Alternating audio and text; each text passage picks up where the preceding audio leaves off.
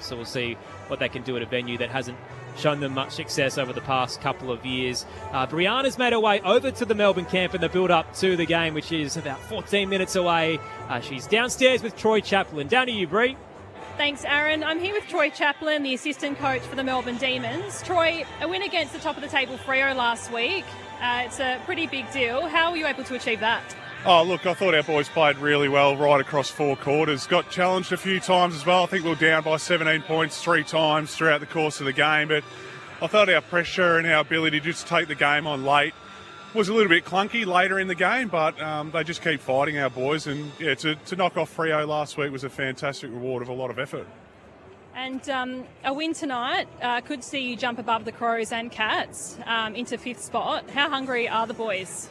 Oh, look, we don't talk too much about that sort of stuff. If we start focusing on outcome, we'll lose sight of what we need to do tonight against Port Adelaide. So, look, I think as coaches, we know that what the results can mean. But for our guys, we just need to make sure that we turn up and play our brand tonight against a team who are a younger team and have played some really good football this year as well. So, I wouldn't say it's a danger game, but we've got to make sure that we come here and we're ready to play, because if you're not in this game, AFL football can burn you pretty quickly, so we know it's going to be really important to get off to a good start as well. What do you need to do to break down Port Adelaide? Look, they do like to control the ball a little bit out of their back half, so if we can make them go long down the line, that'll be a bit, obviously beneficial for us. But one thing they do really well, and I think this is Adelaide Oval, is that they can lock you away in their in our D50, so we're to make sure that our contest ahead of the ball is really strong, but also the midfield battle is going to be a really good one as well. Obviously with Hornet in there, Joe Richards comes into the team as well, so he can play through the middle as well. So, yeah, our boys are aware of how big of a challenge this will be. 100 games for Cade Chandler, and he has roots back to South Australia. He comes from a tiny town called Charra, population about 24, up near Ceduna. What energy is he bringing here tonight, and does he have a lot of family coming over to watch? Yeah, I'm sure he's got a lot of family coming over. So, look, Cade's been fantastic for us. He had to toil away for a few years in the VFL at our VFL affiliate team, Casey, and I think it's a great story of resilience and persistence as well. So he's a really important player for us. He's had a fantastic year, and I think probably one of the things that people don't see or aren't aware is how big of a leader he is for our football club.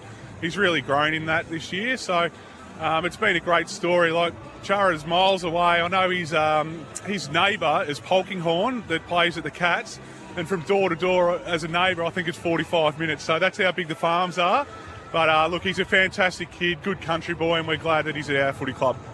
And you touched on the VFL, so I'll just talk about Jack Viney returning tomorrow. He comes back from injury. How confident are you that he'll return to the AFL for finals? Yeah, look, we're not too sure. Obviously, we don't want to push him too much. Like, as you said, it's his first game back. He's missed a fair chunk of the season as well. So we're to do what's right for Jack. We don't want to bring him back too early, but we also know what he's like. Like, he'll be pushing really hard tomorrow. He'll want to play well, and he'll be knocking on the coach's door. So what we do know that if we get to finals and he's a finals type player, you certainly start to have conversations about bringing him into the team. So we're excited that he's back. I reckon probably 6 weeks ago it looked like he might have been done for the year, but he's done a huge amount of work to get him back in a position to be able to play now, which is fantastic for him and for us. And I want to touch on a letter that the DCEO Daniel Taylor wrote yesterday to members. He spoke about the momentum and re-establishing Melbourne as a powerhouse of the competition. He also described the D's as fun and dangerous. Is that Melbourne's new identity?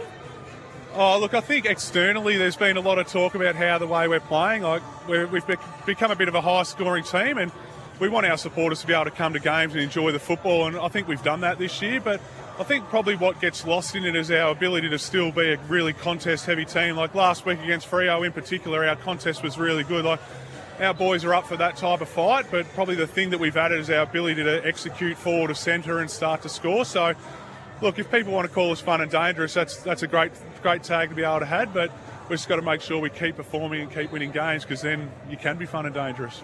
Can you go all the way? I don't see why not. I think this group, there's no ceiling on where they can get to. I think we've probably shocked a few. I think internally, throughout pre-season and towards the back end of last year, we knew we had the nucleus there to be able to perform and give it a shake. And a new coach comes in, breathes a bit more, just some new stuff into the environment. I think Kingy's been fantastic. So our players believe, and I think our supporters believe as well. So you only need a chance, and we're going to give ourselves a chance. We're playing finals for the first time in a few years, whether that's wildcard, top 6, top 4. All those results will take care of themselves. But yeah, I think the club's in a really good position at the moment. Troy Chaplin, assistant coach for the D's, thank you for your time. No worries, thank you. Troy Chaplin downstairs in the Melbourne camp as Port Adelaide have made their way out onto the Adelaide Oval. Record of 6-15 this campaign. They've lost 5 in a row, and it's been getting worse and worse across the last few weeks. Season high 97-point loss to the Swans last Saturday, but they did defeat the Demons here last year by 25 points back in round 14. So do have the wood over the Demons. Bit of a different challenge tonight with a younger group. 4 changes for them, so Melbourne unchanged. Second time this year. Port had a few omissions heading into this one, so bringing back some stars as a result. Mitch Georgiades, Xavier Bammett from the flu return. Joe Richards had the broken finger. Lockie Jones with that groin complaint, all playing tonight. Will Lorenz, Christian Moraes, Jackson Mead omitted. No Darcy Byrne-Jones either through suspension. That one game ban for the bump on Errol Goulden. Aaron Bryans and Braden Ingram calling the action alongside premiership players Rod Jamison and Lauren Arnell. I don't know if you caught much of Josh Carr's presser yesterday, Jamo, given you're a Crows man, but he was asked about whether or not there are players fighting for their careers in the final fortnight, and he acknowledged that that was the case. He's a very raw, real and honest man, Josh Carr, and he understands that this list is currently very malleable. He's trying to build what is his foundation for success.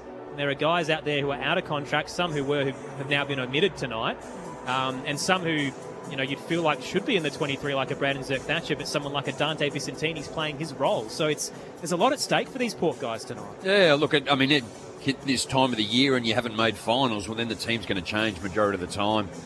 And as do they if you do make finals. So you never have the same list going into the following year.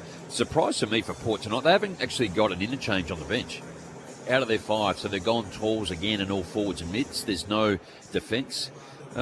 Zach, again, I don't know. I think he's a serviceable defender, but they certainly need to find another one. I think Kane Farrell, when he's not in this team, the way he uses the football off the half-back line, his kick is elite.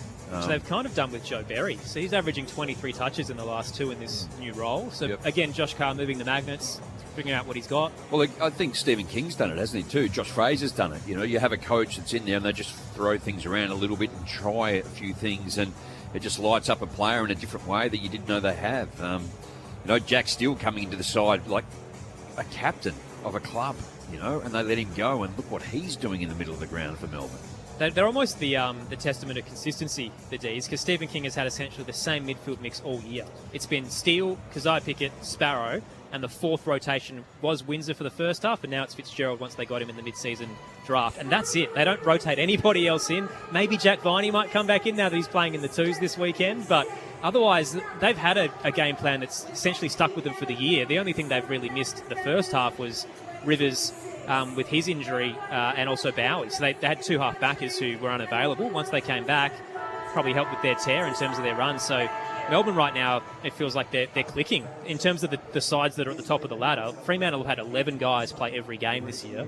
Melbourne have had 9. And you compare that to some of the bottom end teams like your Essendons who've had 1 and Richmond with 2. Like, there's a clear difference between sides who get to have their best players for the whole campaign. Well, I think Tom Sparrow's another one that's really stepped up. Like, he's coming up to 150 games, a few changes, but he's in his prime, and the year that he's had, he leads a lot of the metrics within this club, so the opportunity presents itself.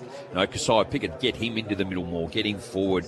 And what I like with a lot of these guys, they're actually winning a lot of the footy in their defensive half, and then they're actually it's not all forward winning football, so they're actually doing the hard work and covering the ground and digging in. So Ed Langdon is another one too, who's been around a little while, but what I like about him, when he goes at 80% disposal efficiency, kicking at 75, and he's played 21 games this year too. So there's a lot of players within this side that are stepping up, but Max Gawn, how good's he been as a leader?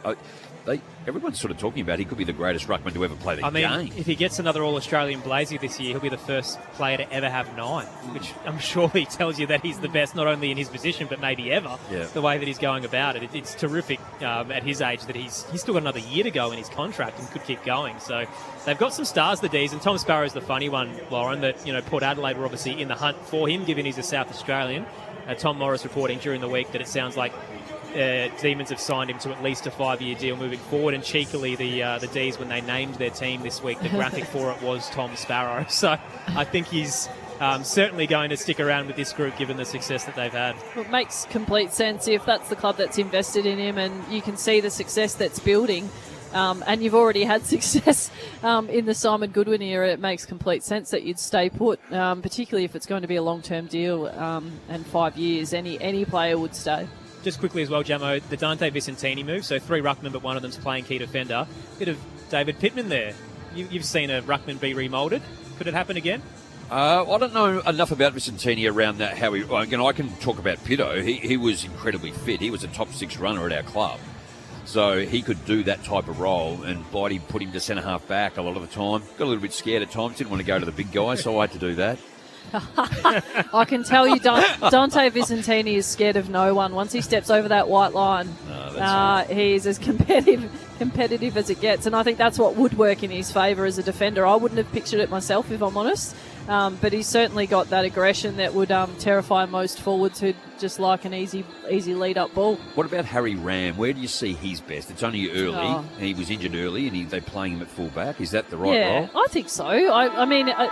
ball use isn't his strength, so I think putting him in defence and allowing him to use the athletic traits that he has, he's probably more of what you said about David Pittman. Like, the man can certainly run better than Dante Vicentini. Viz has been built athletically as a ruck, so he holds a lot of muscle and he's not going to cover as much ground, whereas Harry Ram's so young in his career, he could run with a centre-half forward or a player that gets high up the ground and then tick back as well and compete. So, I think Ram ultimately would be a defender.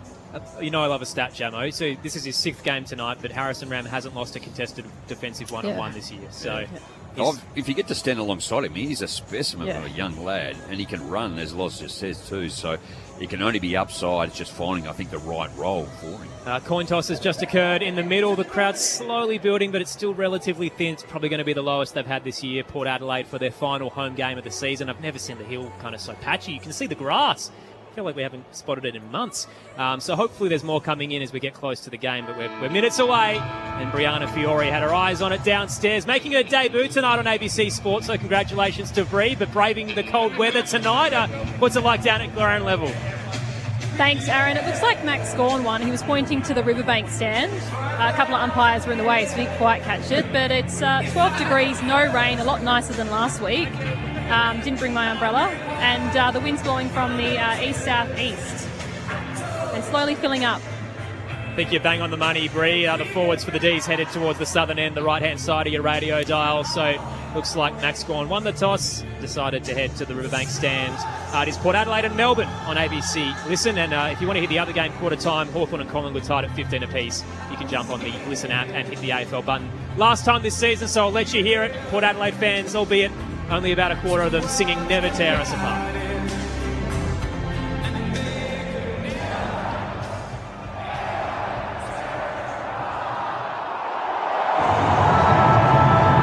Chance to move into the 4 for the D's. Port need one last win to cap off their season at home. Aaron Bryans to call the action for you, and alongside me to kick us off on ABC Sport is Braden Ingram. So Demons the chance to move out of the wild card spot and into that glorified top 6. We're away now, kick out of mid-air. So ball to be one, handball through Joe Richards, starting in the centre, back in the side today. And have another ball up in the centre of the ground, yet to really clear. Far from the circle is Gawn and Sweet engage. Yet again, it comes out to that man, Cozzy Pickett. He slipped over at the wrong time, able to feed the handball out to Bowie, to Rivers, and now Steele on the outer side wing. Sends it inside the attacking 50 for the first time. Aaliyah fell over, didn't impact the contest though. Balin O'Brien taking the tackle immediately. Umpire swarmed. Ball up inside the forward 50 for the Demons. Just Pressure from Melbourne is what was evident last week against Freo and early in this stage already. Gawn swats it into the path of Keziah Pickett. He's tracking it well. Maybe bowled over without it just before he could gather by Richards. The ball ricochets towards the boundary line and Sharp can escort it over. It'll be tossed in 35 out left forward pocket. Gone with a huge spike to Pickett, trying to get it on the outside. You can see Port's high half forwards already coming up to stoppage and trying to congest it, put extra numbers around stoppage. Voice of Lauren Arnell, Rod Jamieson, your experts tonight. No score opening minute. Tossed in, Gone, tried to paddle it back and half volleyed out of there with a launch by Horn Francis. Heads towards the logo. Georgiades far from home. Brought it to ground, caught her on the bounce, but his central kick no good. He was under a bit of pressure. Only found Tolstrup for the Ds. He'll head towards the broadcast wing. Here's McDonald, the veteran. Central kick, 20 from home. Gawn's trying to fly. Pat converges. Few bodies fall. Whistle going the way of the Demons. Free kick. Heads to Harrison Petty. Jacob Van Rooyen's going to take the set shot. And Alir in his milestone game is going to be the offender. We're getting a replay to see, and it's the slightest of nudges, a hand in the back, but nothing really in terms of a push. I think you'll find Alir was hanging on to Van Rooyen's left arm and restricted him from actually going for the mark. If there were a full house tonight, they'd probably be incensed, but just a little bit of frustration across the Adelaide Oval. Jacob Van Rooyen starts 40 out, straight in front. It's a gimme to get the Ds underway. JVR on the board. Melbourne's up, one straight 6. Port yet to score. 2 minutes played for Saturday footy on ABC Sport with Rod Jamieson and Lauren Arnell. Certainly a lucky start for a key forward in Van Rooyen, and one to put a player like Dante Vicentini on the back foot. I don't think the call was against Vicentini, but there certainly wasn't much in it. There was a pack of 6 going up for the ball. And we saw Van Rooyen have a really strong game to start against the Crows a number of weeks ago here. I think he kicked 3 in the first quarter, didn't he, Az? Something along those lines. He had an absolute ripping start, and a gift like that would certainly help. If anything, the Demons' first quarters have probably been the ones that haven't been the best of the all 4 quarters, but that is the perfect start, albeit with a little bit of help. It's the umpire now back in the centre, throwing it back up. Gawn and Sweet. Sweet did this nicely to Drew, but it went the wrong way. Kick off the ground from Sparrow. Cosy Pickett trying to paddle it to himself. O'Brien affected the turnover. Richards found Bammett, outer side wing. Eastern stand. Jack Whitlock picks up, and he's got the footy now. Wants to go inboard, short to Milesburg. When he has it, still true centre wing positions. Now going to send it deep inside the forward 50. Max Gawn's in the hole. It's brought to ground though. Here's Horn Francis. Back here, option short kick from Ware through the hands of Georgiades, and Langdon pounces down the outer side wing, founds Van Rooyen, who's pushed up the ground and takes the mark. Right in front of the Wanganeen stands, having a career best season that he just extended to 41 goals. Heads back through a defensive 50 to the former Adelaide Crow, Jake Lever. Spoke earlier about Tony Lockett, Jason Dunstall. Van Rooyen is the full forward for Melbourne, and he gets it nearly in the back pocket. Just would not have happened 5, 10, 20 years ago. Straight up the eastern wing.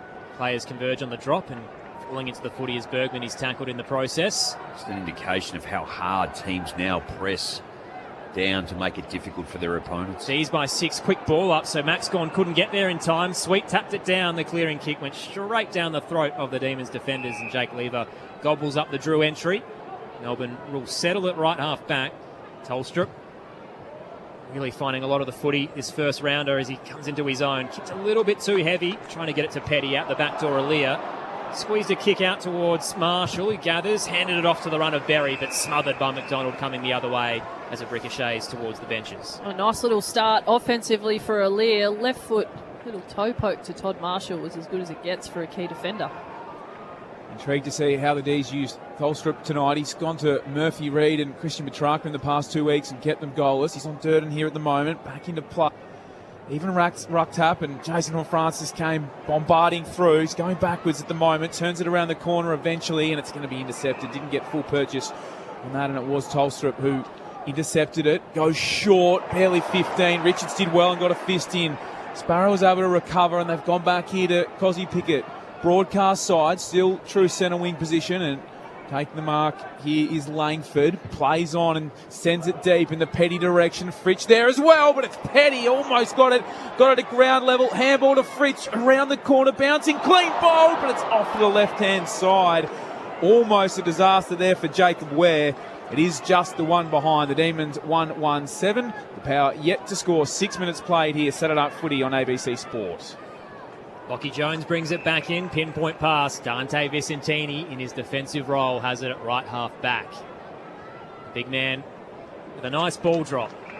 Pierces the kick down the line. Miles Bergman, another who's been floating through the midfield the last few weeks. Certainly wants that role long term, but Josh Carr moved him back to defence last round. His kick wasn't great. Bowie nearly cut it off. Off hands Lever trying to trap the footy. Sharp comes through with the assist and becomes the tackler on Bammett, who keeps fighting as he drops it, regathers, tumbles his kick forward. Pickett cut it off. Melbourne have the numbers. Steele gets it to Bowie. Now Sharp. This is good handball work. Caleb Windsor just has to reel it in with his fingertips. Had Vicentini coming the other way. Big shirt front on contact. Free kick goes Melbourne's way.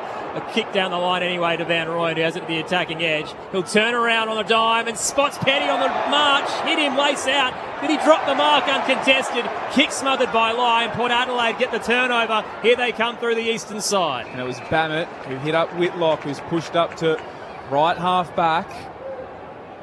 Got out of trouble there. The Power was looking very dangerous. Mark should have been taken. And now Marshall. Can we talk about the Vicentini? How would you describe it? That is a fully blown shirt front. He's reckon? just gone right into it. A fair shirt front. Oh, yeah. That was great, wasn't it? Awesome. Just dropped the kick into Wines. You just need to make sure you get it right, though, these days. Get low. Yep. Awful kick that was almost out of bounds on the full, but Langdon almost arrived to help the Power in an odd way and spoiled it over for a throw-in. They've just given us the replay. Got him right on the tip of the shoulder. All 202 centimetres, I mean. Well done for getting up Caleb Windsor. Sweet and Gawn continue their battle. Even contest here through Wine's hands. Drew kick got smothered. Richards then had a chance, but it was Bowie who pounced through hands to Steele. Now Langdon, outside wing here. This is great ball movement. Bowie got it back, but it was intercepted. Lockie Jones pushed up. Still a chance here for the Demons as Chandler arrived on the scene. Ballistic footy here at the moment and not particularly clean, and eventually Vicentini is wrapped up in a tackle. And well described, it is too. They're just almost kamikaze-like, both teams at the football. D's by 7, tossed up, tapped down, Gawn straight to Sharp. Tries to thump it forward through traffic and kicks it out on the full. Free kick, Port Adelaide. Over at the G, the Hawks by a point early second term over Collingwood. You can hear it on ABC Listen through the AFL button. Stumps in Darwin. Australia 4 for 161, trailing Bangladesh by 67. So you can hear it all tomorrow morning through the cricket button.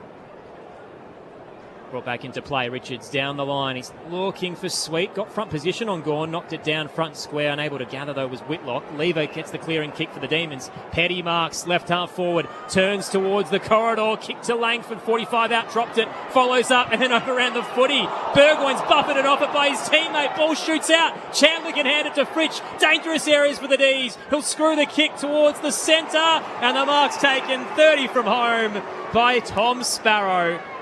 An unfortunate error for the Port players who all wanted to commit to the footy and ended up a bit of a domino effect. Melbourne will get the set shot straight in front. You can see a bit of defensive fatigue at play there for the Port Adelaide boys, and I think it was Burgoyne and Richards running into each other, and that's essentially what caused this scoring opportunity for Melbourne. 5 inside 50s to 2. Just Melbourne look cleaner with their kicking. The most wanted man in South Australia, the kid from the Adelaide Hills, Tom Sparrow, comes in and puts it straight over the goal umpire's hat. And the D's have the hot start at the Adelaide Oval. 2-1-13. Porter yet to score. 9 played in the first term on ABC Sport with Rod Jamieson and Lauren Arnow. Well, they're going a little bit at 73% kicking efficiency too, just through the middle of the ground and forward and cleaner around the congested areas. And we heard Troy Chaplin pre-game talk about how Melbourne wanted to force Port Adelaide long down the line, and that's what they did in that case. And in terms of most team structures, when you've got a long down the line kick, you want a mid as a buller at the front of the contest. Tom Sparrow was that player on that occasion, so Gawn's brought it to the front, Sparrow's won it, and then essentially been the one on the other end of it and got forward. So not good enough from Port Adelaide's mids. You've got to at least get to that bull position at the front of a long down the line kick, and if you're not, defend after that. Bammett, the Powers leading possession win with 4 touches. You wouldn't say that too often. Here is it's Van Wyk doing the ruck for the first time today. Juan Francis finds Burgoyne, the western wing. Gawn's hit out just then. He went up, turned his body, and hit it with his left hand over the back of his head. So Nastasopoulos, who's got Van Wyk at true centre-half wing, true centre-half forward, completely free. Instead, sends it to the hot spot, and Gawn just floats into the hole and takes an easy, uncontested mark. It's a great call, Braden, and I think Van Wyk, being in only his second game, just didn't show enough presence in the position that he was in. Gawn just crafts one to Langford, who had to slide in right on the edge of the boundary line. Did take the mark eventually, and happy to hold this up for the moment with Turner, who is now going to play on and head down the line. Petty's there, Jones for company, he'll get over the back, and Van Wyck's done well and floated back and taken the intercepts. Second game tonight has the runner, Van Wyk. He'll hand it off. O'Brien, short pass. Hits up Wines, turns central on the instep, heads towards the 50. Whitlock backdoor, brought it down, front square coming through. Durden flings it out. D's track at best. Handball comes to Rivers, gets it out to Turner, and now Langford loops it over the top. This is nice work as they draw the front on contact. Fitzgerald heads wide, lays a pass down the line from Rivers, hits Van Rooyen. He gets right underneath this kick towards the 50 for Melbourne. Petty's outmatched in a 2-on-1. Lockie Jones held him well, getting back to cut it off. Miles Bergman with the intercept. Melbourne's up 13-0, and we've played 11 minutes here at the Adelaide Oval. Risky kick into the centre, but it finds Todd Marshall, and that releases them. They've got the full switch on, and here is Bammett, 60 out from the attacking goal, short over the top. It's just cut off. Georgiades were able to get off the deflection of the spoil. Back here to Bammett, 40 out, screws around on the left, smothered off the boot, and dribbles out over the boundary for a throw-in, 30 around from the right hand behind post for the Power. Already in this first quarter, 11 tackles Melbourne, 4 to Port Adelaide. They went missing last week, Port, but 68-59 in favour of Melbourne against the best team in the competition. So Port Adelaide need to be up for this fight. Tossed in, bit of turn in the wind. Neither ruck could get to the drop. It tumbles out of the 50 for Port Adelaide. Sharp gathered, handball picked off. Balin O'Brien goes for goal and misses very wide right. That's why he's a key defender. Hits it towards the scoreboard out on the full. Free kick Melbourne, they're up by 13. Over at the G, it's the Hawks by 7 in the second term over Collingwood. I think to your point, Jamo, Port look like they're sitting back defensively, whereas Melbourne's front on pressure inside the contest is significantly better. GF brings it broadcast side. Lockie Jones gets across and kills the contest, spoils it right in front of the Demons interchange bench. So 13 minutes played, and that's how many points the Demons have on the board. The Power still yet to score. I think against Melbourne, or most sides, that Todd Marshall kick, the 1-2 in the middle into him and then out to, was it Bammett out the other side? That's what they need to do to get around the defence of Melbourne, and Gawn dropping back. Ball spilled out the ruck contest. Umpire hovering, calls the ball as Wines and Drew came in on a gang tackle on Sparrow. Thrown back up. Van Wyk gets the better of Gawn this time. Off the ground goes Wines to half forward. Whitlock there. He was beaten to it by Rivers, though. Just spits out to Geath, who punched it over, and it's come out to Bowie eventually. Got a couple of numbers here to take the mark potentially. Vicentini was able to bring it to ground, but then fumbled it right in front of Gawn. Pouncing and getting the ball there was Langford. They can go through Geath. They got room through the middle of the ground. Release now the Demons. Here comes Windsor. Kick as he pushed it. Petty will still have an opportunity. Also there, giving it off to Laurie. Kicked a few last week. A chance here, and he has put it through. The hot start for the D's continues on the road. They're 3-1-19, and the Power are yet to score, and Bailey Laurie has put it through. Jamo, you can just watching the first stages of this game, it just to me looks like they're playing at the ladder level, really. Yep. D's look like a genuine finals contender. They're clean, the ball movement is slick, they're trusting each other with their contest shape, and Port Adelaide fumbly in key moments when you'd expect most AFL teams to score. Love that description too, Loz. They are trusting around that contest shape. They are running in waves, the numbers, the hands are clean, out in front. They're not even missing step on the way through.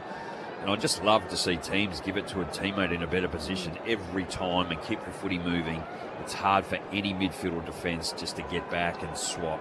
Voices of our premiership players, Rod Jamieson, Lauren Arnell on ABC Sport. Beautiful tap. Sweet gets it down to Horn Francis. Now Wines to the 50 on the march. Georgiades Tangled there, but McDonald couldn't quite reel the footy in. Keeps fighting though, gets down to his bootlaces, gathers, extracts, and is brought down. Ball up through centre half forward. You can see why the Port Adelaide fans wouldn't have been impressed with that if the first goal was holding. That certainly was. McDonald was all over him. Van Rooyen wins it down. Sharp throwing a couple of boots at it, but just can't make the contact. Fitzgerald tries to earn the hard ball, knocked it out. Lockie Jones almost got caught in a dumping tackle with Pickett and ends up becoming the tackler on Salem.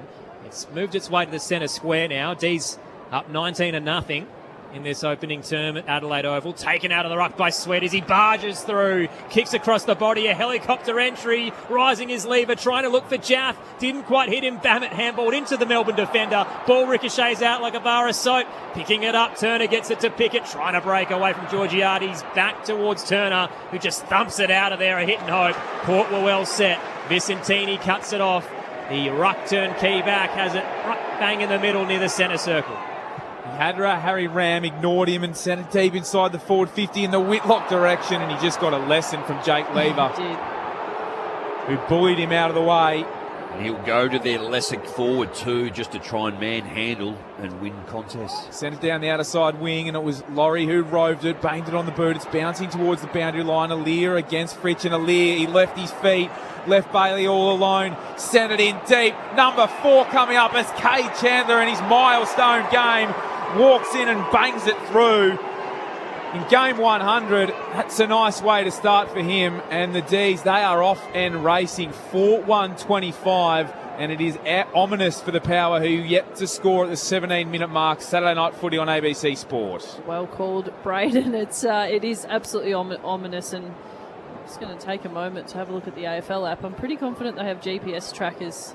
And they tell you how far and what sort of distance at speed players are covering. And I'm yet to make it, but I'm going to guarantee that Melbourne's work rate is significantly higher than Port's. Their desire for the contest at both ends of the ground and their ability to get 50 metres on different opponents. That goal out the back is just pure work rate and cleanliness around the contest. We're still only halfway through this first quarter. They're 300 metres gained more Melbourne than they are on Port Adelaide. 4 unanswered goals for the D's, up 25 in the middle. Burgoyne looks for Horn Francis, the fend off as he pushes off the face of Bowie and then kicks through the logo. The disrespect. Joe Richards has it. No one's on the mark. Crowd tells him to go, and running by alongside him, they've given away the 50 as Bailey Laurie just encroached. That was a true test of the tape measure. That was just the 15 of the area you needed to keep clear. Joe Richards had no one stand the mark, and eventually coming by Bailey Laurie looking to get towards defence, but just ran too close. So Joe Richards gets marched up towards the arc, and this is going to be a pretty decent set shot for him with the player standing 20 out. Such a poor decision. Especially because the first player that ran by him was right next to his shoulder. Laurie was nowhere near him. Joe Richards won't mind. Comes in and misses to the right. That was a gift that Port Adelaide needed to unwrap, and they've stomped all over it. D's by 24. 18 played opening term. Saturday footy on ABC Sport. Joe Richards now 9-12. He was going at 45% in front of goals. And again, we spoke pre-game how much it hurts Port Adelaide. Turner went straight up the middle. Kick off the ground has been intercepted here by Bergman on the wing. Went for Van Wyck, but he had to double back because the kick wasn't really anywhere near him. Fed out through a couple of hands. Chandler Bergman has had a chance to double up and repay that mistake. Over the top to Burgoyne. Closes to 50. Goes over the top. Beautiful ball to Georgiades, who takes it in the left forward pocket. Is this the chance for the Powers first after 20 minutes? Smart footy from Jordan Sweet. He knew that Burgoyne was going to duck out the front and put it to his advantage. A clever kick from Jace Burgoyne. It is a relatively easy one, which you say with bated breath when it comes to Mitch Georgiades. He rolls round the corner and he puts it through. They breathe a sigh of relief on the hill, the Power fans, because they have their first. They are 1-1-7. The visitors, Melbourne, 4-1-25 at the 20-minute mark of the opening term. Saturday night footy on ABC Sport. Our experts, Lauren Arnell and Rod Jamieson. So the live tracker that I mentioned earlier around work rate, until 30 seconds ago, in terms of pure distance covered at high speed, it was all the Ds in the top 5 on the AFL app. And then also sprint speed. 4 out of the top 5 players on the ground, Melbourne Demons players, And then total sprints, Melbourne 62, Port Adelaide 38. So those sorts of numbers for just your average punter, that gap in both teams is just outrageous and is the best way to illustrate a poor level of work rate from Port Adelaide and a very high level from Melbourne so far. It's something Josh Carr certainly won't tolerate. He's had very few sprays this year, but I think he might bring one out tonight. Max Gawn down, Harry Sharp got the tap in his direction on the half volley, just couldn't gather. Horn Francis pounces, his handball to Drew, but the captain missed Sweet. Fell into the footy, now trying to gather. Fitzgerald brought down, missed his boot. Nastasopoulos got him, no free kick, but Port still win out. Drew surges towards the corridor, heads to the 50. D's have the numbers and McDonald floats in front. Georgiades was well maintained by Turner. McDonald, the 300-game veteran, heads to left half back to Jaff. I mentioned the pre-game, big night for him. South Sudanese parents and certainly idolises Aaliyah. He's game 200 tonight. And look for Langdon. Just waited a while to get there, and Joe Berry can cut it off to knock it towards the front row. That's Port Adelaide's 12th inside 50, did Melbourne's 7. Efficient football from Melbourne and very poor, just hoping that their forward's going to take a mark. Pies by 11 at the MCG, so live ladder has Melbourne in 4th, the way it's going. Tossed in, Gawn pulled out of the drop. Sweet just ripped him away. Free kick to the Demons on the logo. True centre wing, eastern side. 18-point lead to the Demons. Xavier Bammett leading possession getter on the ground with 8 touches. Gawn switches to Turner right in the centre of Adelaide Oval. Got Rivers running for him here. He can send this one inside the forward 50. Takes a good 10 metres. Sends it inboard, pulls it at the last minute. Salem almost took it. Bergman, that was a dangerous handball over his head, put Jones in all sorts of trouble. Chance here, just got dropped by Sharp. Still a chance there for Jefferson. Here's Cozzy, 10 metres out from the attacking goal. In the pocket, what can he do? Keeps it in, snaps. He couldn't from here. No, that would have been a Cozzy special. Instead, it's in the end out of bounds. So it looked like it might have been a behind, but the umpire has stepped in and no score in the end. So it remains an 18-point lead to the Demons with the ball to be thrown back in. That would have been incredible. Tossed in, gone down, beautiful tap, straight to Windsor, flying by. It's a bit too much momentum in the wrong boot. Tried to get it on the check side. Not great contact in a straight line through the left-hand side. So it is the D's by 19 points here at the Adelaide Oval. Time on, first term. Aaron Bryans, Brad Ingram, Lauren Arnell, Rod Jamison with you. And we've got a blood rule downstairs, so Cozzy Pickett will make his way down to the boundary. I might check in with Brianna Fiore's downstairs. So is he looking all right down there, Cozzy Pickett, Brie? Yeah, he's just about to run off now. He looks okay. Oh, it looks like he's coming from his ear. There's a fair bit of blood. The trainers, the doctor's looking at him now. I feel like I'm going to faint. Yeah, he looks to be okay, though. The doctor's looking at him now. It's just coming out the side of his head. Look at the style he wears his shorts. He's got the big baggy shorts. He's halfway down his hips. He's got his jocks exposed. Eddie Betts style. Burgoyne straight out of the centre. Sweet took the diving mark, and within 2 kicks they're heading inside the forward 50. Whitlock needed to sit for him. Has it on the arc. Goes short instead. Almost mark was taken there by Marshall, but was always going to be a tough effort. And now the Demons, they rally. Handballs out to Sharp. Can use Jath. Has it here. True centre wing position. Sends it in. It's a bit of a risky kick. Almost front on contact from Vicentini. And not almost. It's actually been paid. Advantage over the top. Laurie a chance for his second. Instead, smartly centres it to Fritsch, who can sit under it. It got there in time. But it's going to be advantage. Free kick. Goal to the D's. And they've got another one on the board. It's Harvey Langford who's got their 5th. Caleb Windsor, in fact, I should say. And it is 5-2-32. The power 1-1-7, and that one was always coming. A couple of free kicks, advantages, and put it through. It's end-to-end footy for the D's, and a couple of free kicks that were genuinely there for Melbourne. But I think I read a stat prior to the game that the D's are the best defensive team from kick-in. And so they almost were scored against, went inside Port's forward 50 and straight back out the other way. It's so chaotic that the goal umpire took a tumble as well. He ran into the behind post. Oh, you looking a bit ginger from here, or was it just me?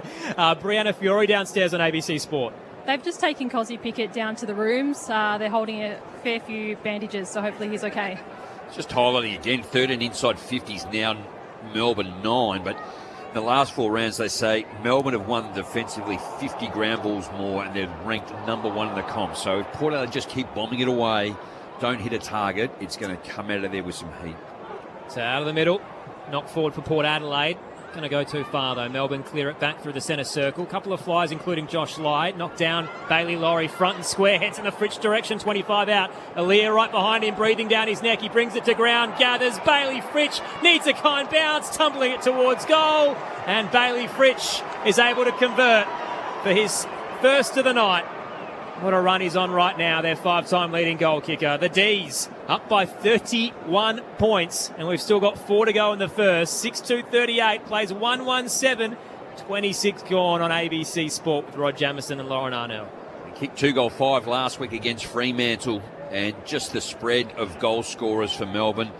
And Loz, the speed in which they move the football as well as efficient is really hurting and exposing Port Adelaide. Yeah, they're getting out far too easily. To have a 31-point lead at the back end of this first quarter, but also 30 more disposals in the game is just one illustration of how dominant the D's have been.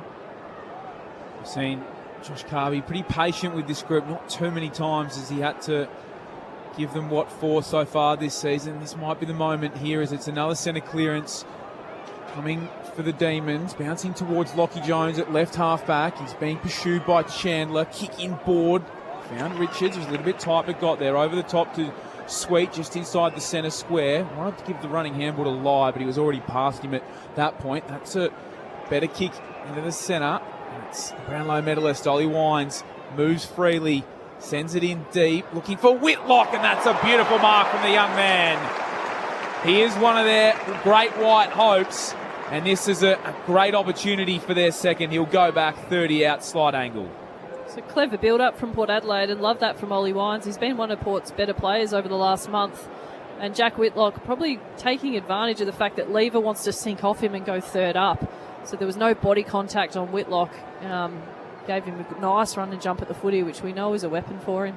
Debuted last year, this is his 22nd game for the year.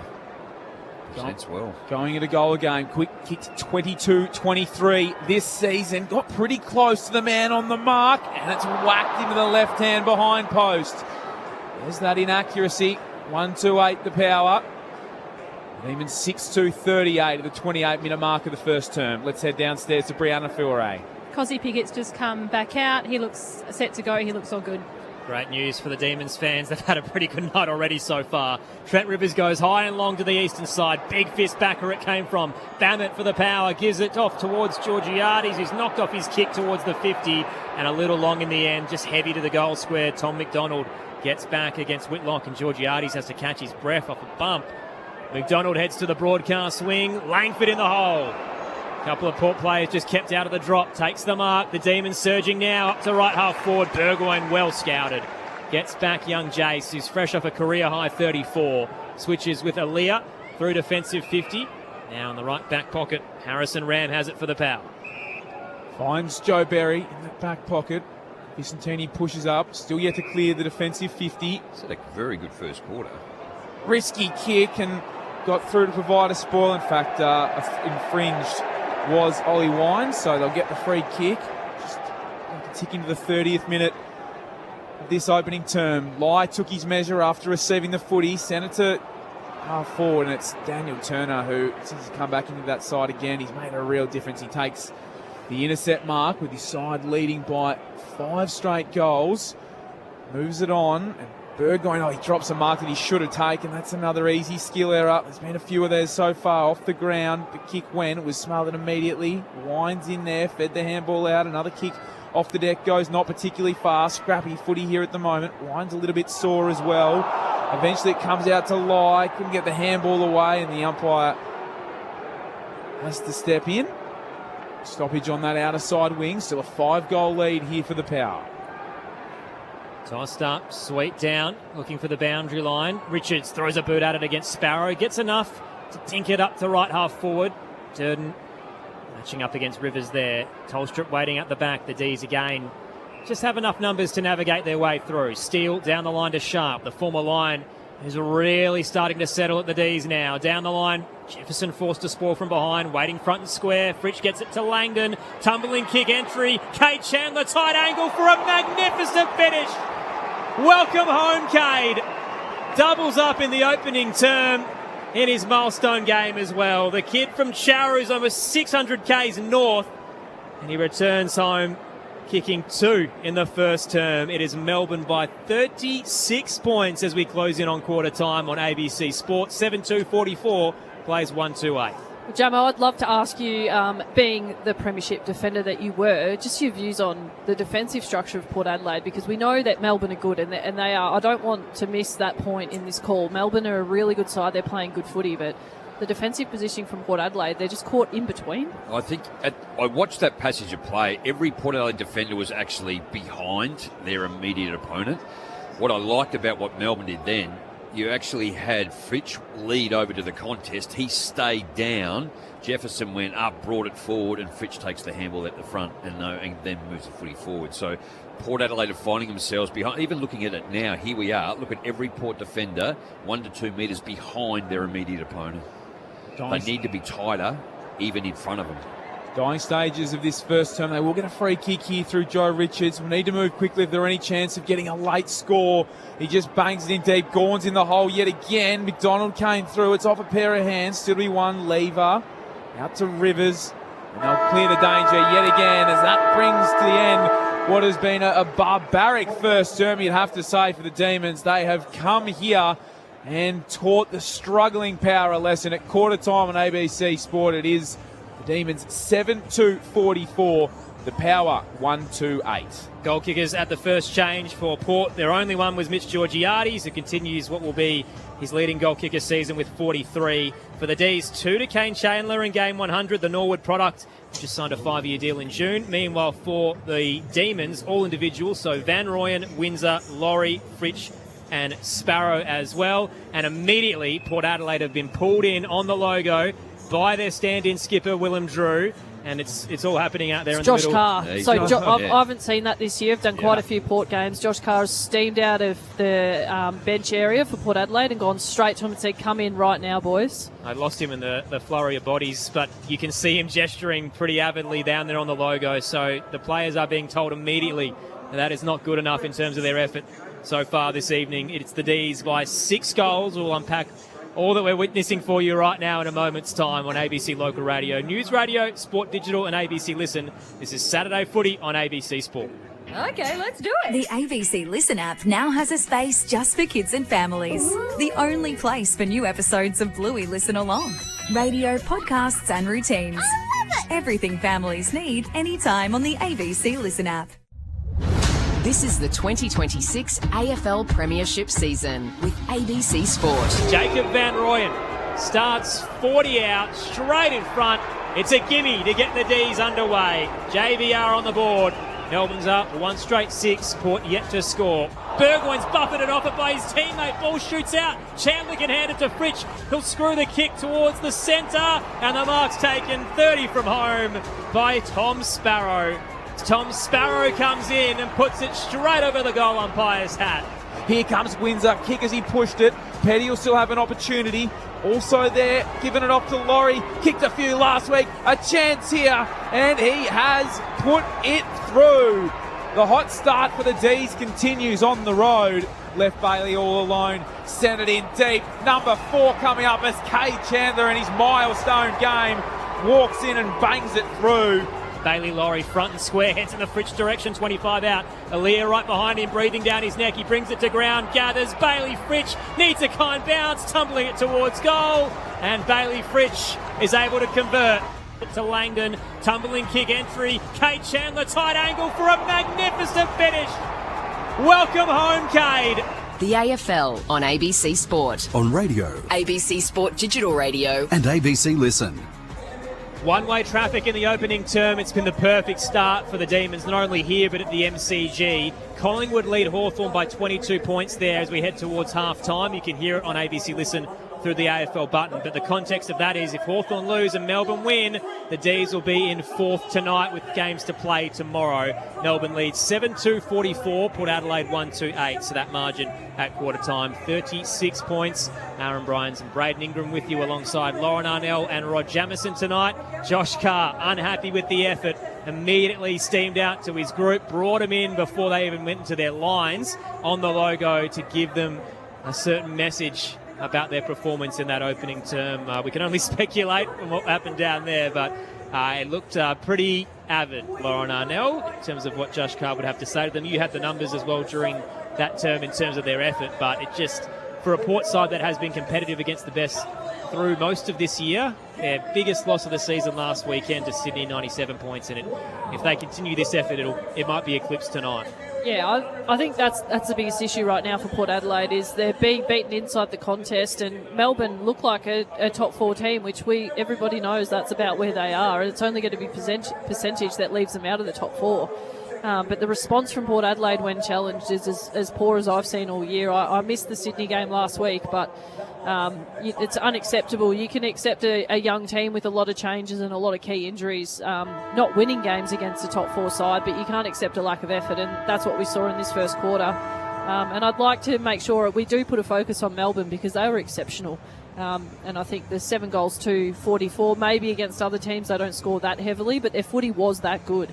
And Daniel Turner off half-back, 224 metres gained in a quarter is as good as it gets. Tom Sparrow, 8 touches and a goal. And Cade Chandler, that last goal that he kicked from the boundary, you'd probably see that on Brownlow night in terms of the highlights package for the weekend. So the D's have been really good, and Port have been exceptionally poor. I think Josh Carr, fair to go out and say something pretty early and make sure he gets his message sunk in. 16 inside 50s, 11 to Melbourne, so 6% versus 63, so scoring high, uncontested 68 to 47 in favour of Melbourne.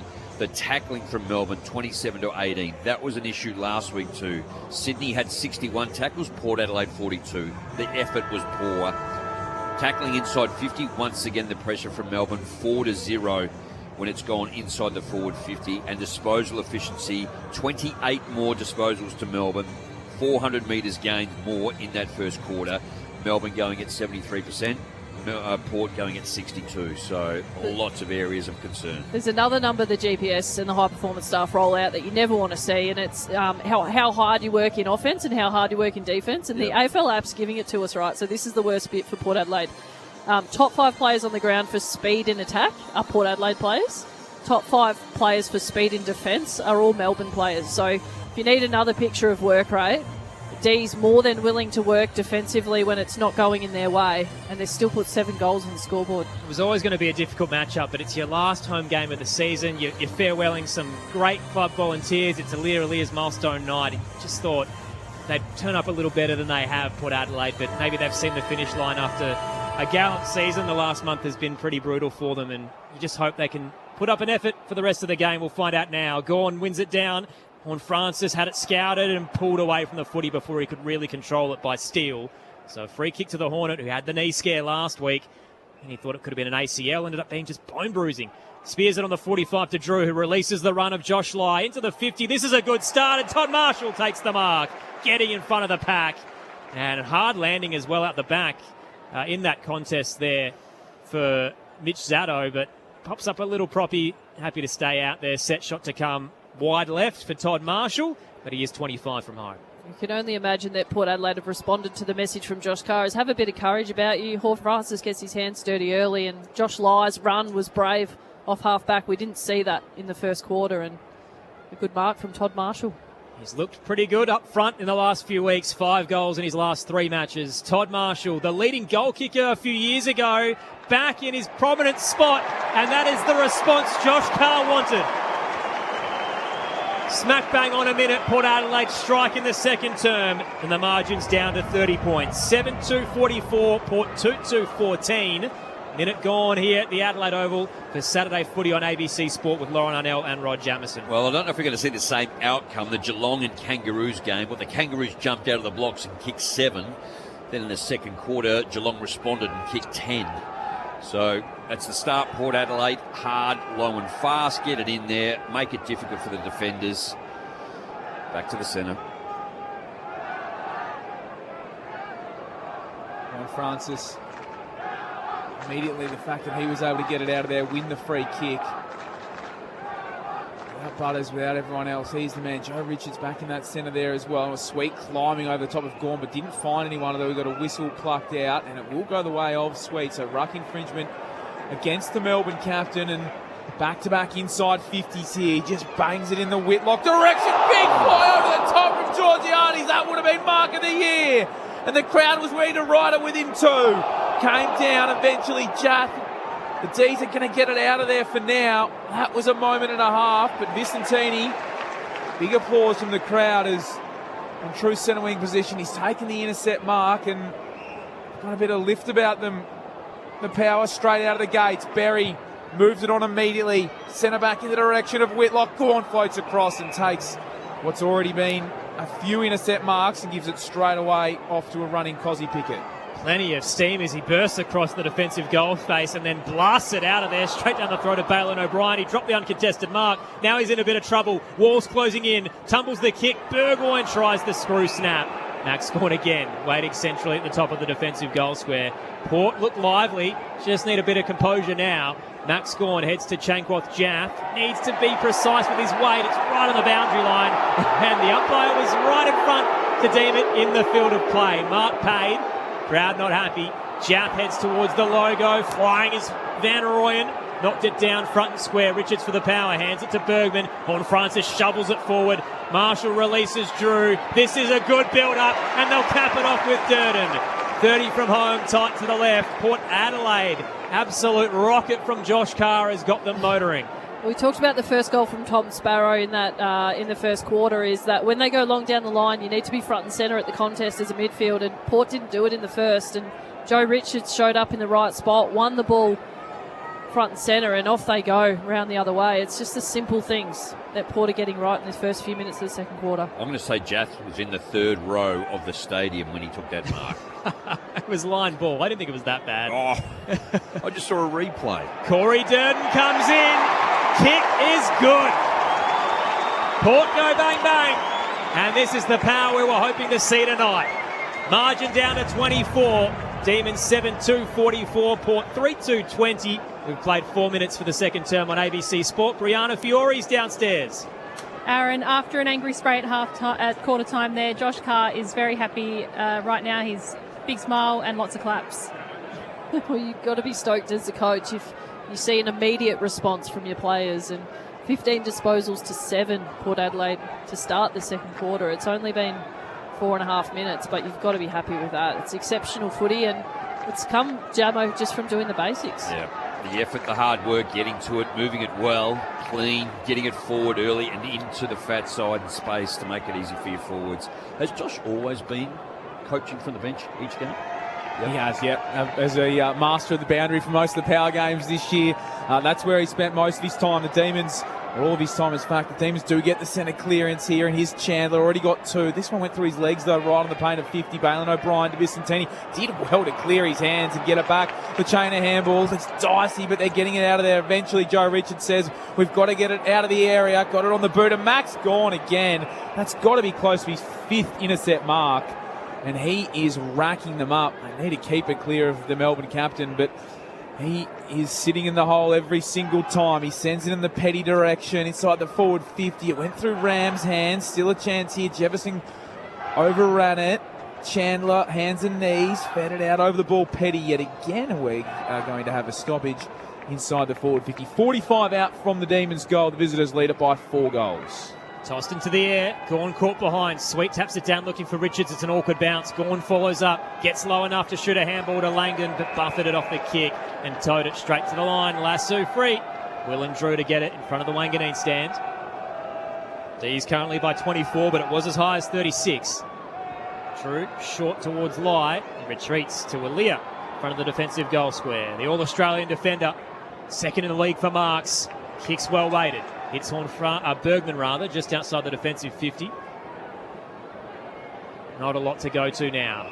The D's have gone man on man down the line, so he'll pierce it into the hole and gets through to Horn Francis, who marks behind centre wing broadcast side. And he's likely to win the John Cahill medal for the first time this year. Dangerous 45, had to be precise, back to Bergman. Brought to ground, though, from behind by Laurie. They all pile in like a pancake. Ball bobbles out and the towed forward by Richards. D's had a wall ready. Tolstrup gets it to Langford. Around the body, up and under, towards the attacking edge. Port set up well. And the nudge just paid a little bit too forceful against Vicentini as he tried to block the drop. Still gets the free kick. Hands it off, riding shotgun, Harvey Langford, bit off balance as he tried to blaze towards 50, and a little nudge to help as well as he kicks out on the full. Free kick going the way of Port Adelaide, right back pocket, down 24. Port are forcing those short kicks, and it's to avoid going long down the line to Max Gawn. Totally. It's China's game. Sends it out of the defensive 50. Spall to ground. Langford gets another opportunity. Handballs over his head there to Chandler. And again, tackle Vicentini and Ram queuing up. Cosy Pickett pattered it on as the ball was kept in play. Langford looking for Jefferson, jumping high up into the air was Mitch Georgiades, who's pushed up into that defensive 50. Now clears the area and a ball up right on the arc. Still a 4-goal lead to the Demons. They've stemmed the bleeding for now. The power. Sweet did well. Will need to get it away quickly as he was taken straight away by Steele, but no prize still on that occasion. So another stoppage yet again. 8 minutes played. Saturday night footy on ABC Sport. Tossed up, Sweet gets rid of Gawn. Kicks around the body up towards the defensive edge. Getting in front, Chandler brought it down. Now putting his head over the footy is Langford. 2 to beat. Can he win out? Just does enough to hold things up. And we'll get a ball up just outside the 50. The Melbourne player that got tackled by Ram and Vicentini, the combined height of that wouldn't have happened. That's a lot of weight coming down on you. Gawn taps it straight down the throat of Steele. High sky kick towards the top of the goal square. Burgoyne back with the flight was the one who read it best amongst 6 bodies. And his kick out wide to O'Brien's going to come back anyway because of a 50-metre penalty, so you've got to come back to the top of the goal square. Fritsch just stood behind him with his arms, or not, Langdon did, with his arms in the air. Got to move. Burgoyne's given it away, though, so his march not even the 50, really. It was close to the defensive edge of the arc, and then he's turned it straight over to Melbourne. Cade Chandler spears a kick back to the 50, and Aaliyah gets in front of Keziah Pickett. Does enough to push his kick wide to Jacob Ware. The umpires botched that completely. No, it's all over the shop, Chamo. Everything was wrong with that play. Wow. Jacob Ware to the broadcast wing. Long searching ball. Gawn gets hands to it. Ricochets towards the centre square. Georgiades throwing his body in as well. Knocked out for the Demons by Windsor. Turner gets it back. Jack Steele tried to place the kick forward, but Ollie Wines cuts him off, gets in front, smother. Here come Port on the counter punch. Little dinky kick down the line from Anastasopoulos. Marshall brought down without it. Free kick, right half forward, too far out to score, but he knows they've got the surge, so he'll bang it top of the goal square. Jace Burgoyne flung himself into the air, unrealistic, and his crash landed down hard. He pops up okay, but it is a free kick to the D's, and they move it to the Rashudo stand. It was poor defensive work by Jake Lever. Initially, he stood a long way back. We spoke about Port's defence earlier, Loz. He didn't give the respect to Todd Marshall at all. Yep. Jace Burgoyne almost trying to do the Nazai Wangan Malira. His great mate, take the kick and then go down and kick a spectacular goal. Couldn't on that occasion. Out of the outer side wing. Good fist from Ram, bordered to ground, and Laurie just out of mid-air. Vicentini against Cozzy. That's a mismatch if ever you've seen one. Jeez, he's been good, Vicentini. Yes. He did well to see that over the boundary line for a throw-in on the Max Bashir stand side. So the eastern side of the ground. It's still a 4-goal lead for the Demons. Power kicking the first 2 of this term just to keep them at least half interested. Certainly the fans. Gawn smacked it over the top. It's Drew who found his way to it. Balin O'Brien in traffic to Wines. Now to Richards. Dinky little kick found Durden right in the centre of Adelaide Oval. Moves it immediately. Back to Richards. Took a bounce in front of Jath. Chiseled one inside the forward 50. Almost was taken, but just out of the reach there of Georgiades, and the clearing kick for now. The Demons, they've got space and they can roll here. This is going to be a fast rebound. Cade Chandler at the back door, heads towards the 50, and Bailey Fritsch with the slips catch. Gets down low. It was a matter of seconds off that turnover, the Demons, with a couple of disposals, and now have the set shot 40 out. Just thought the way Port Adelaide ran and moved the footy was probably the best passage of play. Just the only thing they couldn't finish was a mark inside 50. And then they were just caught out. They had to work hard. Be interested to see those stats in this quarter because I feel that Port Adelaide are running better both ways. Just better foot efficiency by Melbourne. The offensive flair of the Demons on show there. They've rattled some of the best in the league with it. Bailey Fritsch comes in close to the man on the mark. Who cares? He is deadly in front of goal. And Bailey Fritsch has 2 for the night. The Demons lead back to 30 points. 8-2-50 plays 3-2-20. 12 gone second term. Saturday footy on ABC Sport with Rod Jamieson and Lauren Arnell. I just feel like the D's are defending really, really well. The turnover offense we know is a strength for them. But Daniel Turner on Mitch Georgiades has been really, really good, and he's getting some good help with his teammates peeling off to block those leading lanes, which is why the Port Adelaide offense broke down. But super fast turnover offense as well from the D's. Spoke earlier about Kane. Was it Farrell and his ability to left foot out of defence for Port Adelaide? They're missing that. On that occasion, Payne Chandler, he's had 12 disposals going at 80% kicking efficiency, and just that lace out on his left to Fritsch. Aliir had no chance. Van Wyk almost thin-handed against Gornan, who was able to grab it out of the ruck and get it on the boot. Right half forward here for the D's, but it's been intercepted by Ram. Van Wyk, the big man lining up. The handball missed the return to Harry Ram. And the umpire's going to hover here and holding the ball against the young Glenelg defender. That's where it was plucked from, and it's Jack Steele, the former Saints captain, who has it. Drives it into the forward 50. They all line up, but Ollie Wines, he stands tall in front of the likes of Gawn, among others. As the switch is onto Anastasopoulos, Rivers was closing down in the back pocket, but it was safe. Another risky kick to lie. They are living dangerously, but holding on now for the moment. The Power still inside their defensive 50. That's gone 6.5 metres. That was very line ball.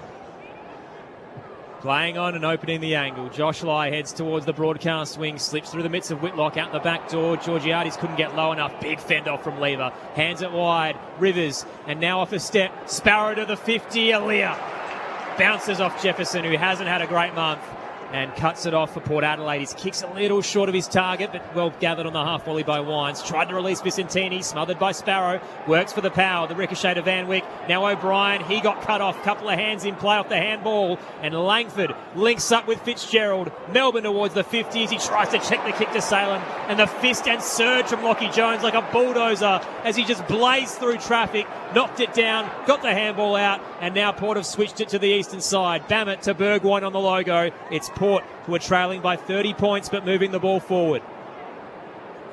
Burgoyne opted not to honour the lead of Marshall and then Drew and sent it inside the forward 50. Horn Francis with that trademark fly. Couldn't reel it in. Great tackle from Durden. Not rewarded though. The clearing kick just to space, and Ram almost flew, but it ricocheted off the top of his chest. And Langdon just ran into Lai, got the handball away just in time. Sharp back to Langdon, tracking towards the forward 50 now. Here is Jefferson, sends it in, looking for Petty. He's got a free run at this one. Balin O'Brien was caught behind, and Harrison Petty, it's a bit of a sharp angle, but he's only 20 out, and he'll get a decent look at the D's ninth. That passage of play you spoke earlier, Loz, around how Melbourne were just holding their shape around the contested area. They did it again out the other side and were able to work their way around and over the top of Port Adelaide. So Petty is going to screw around on the left, rolls in here, and he has put it through just. It was tight. Umpire had to work. But the Demons, the train rolls are wrong. They've got the two back that the Power snuck at the start of this term, and it returns to a 6-goal margin, 9-2-56.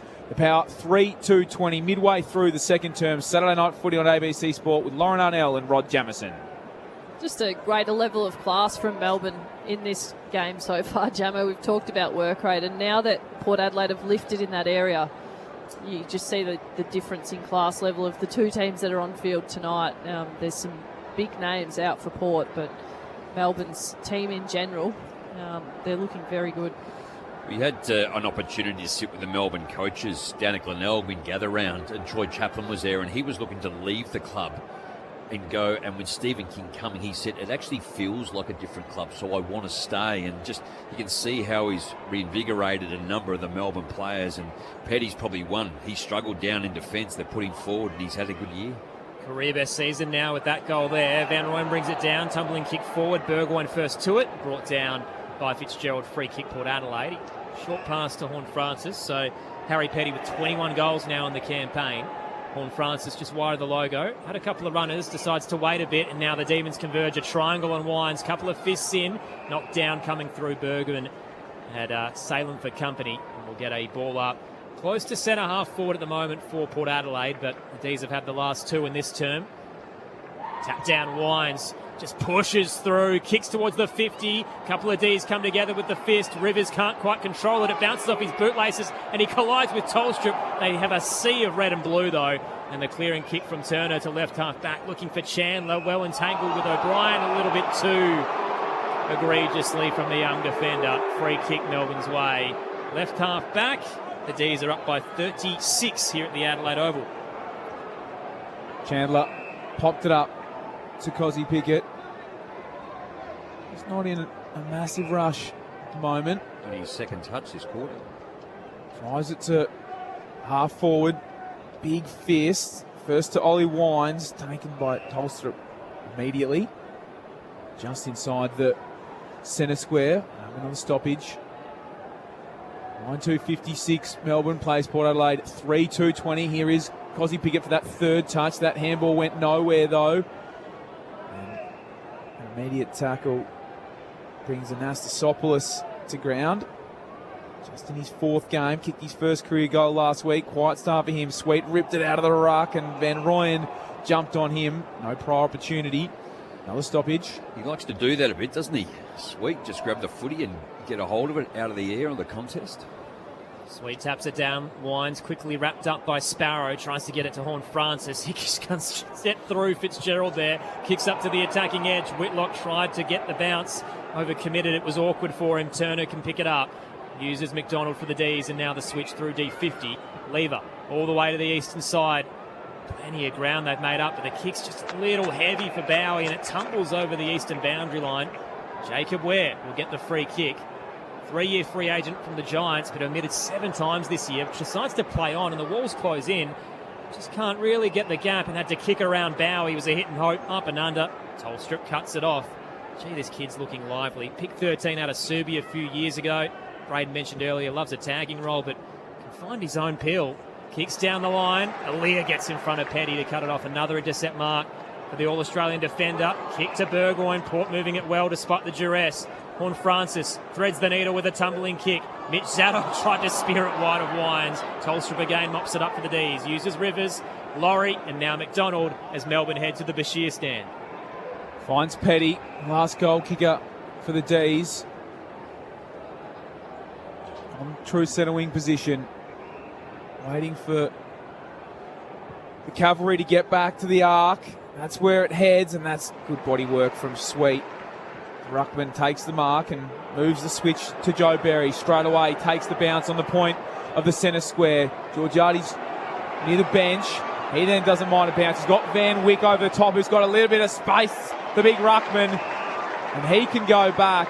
We'll have a great view of it right behind him and search for his first career goal in only his second game.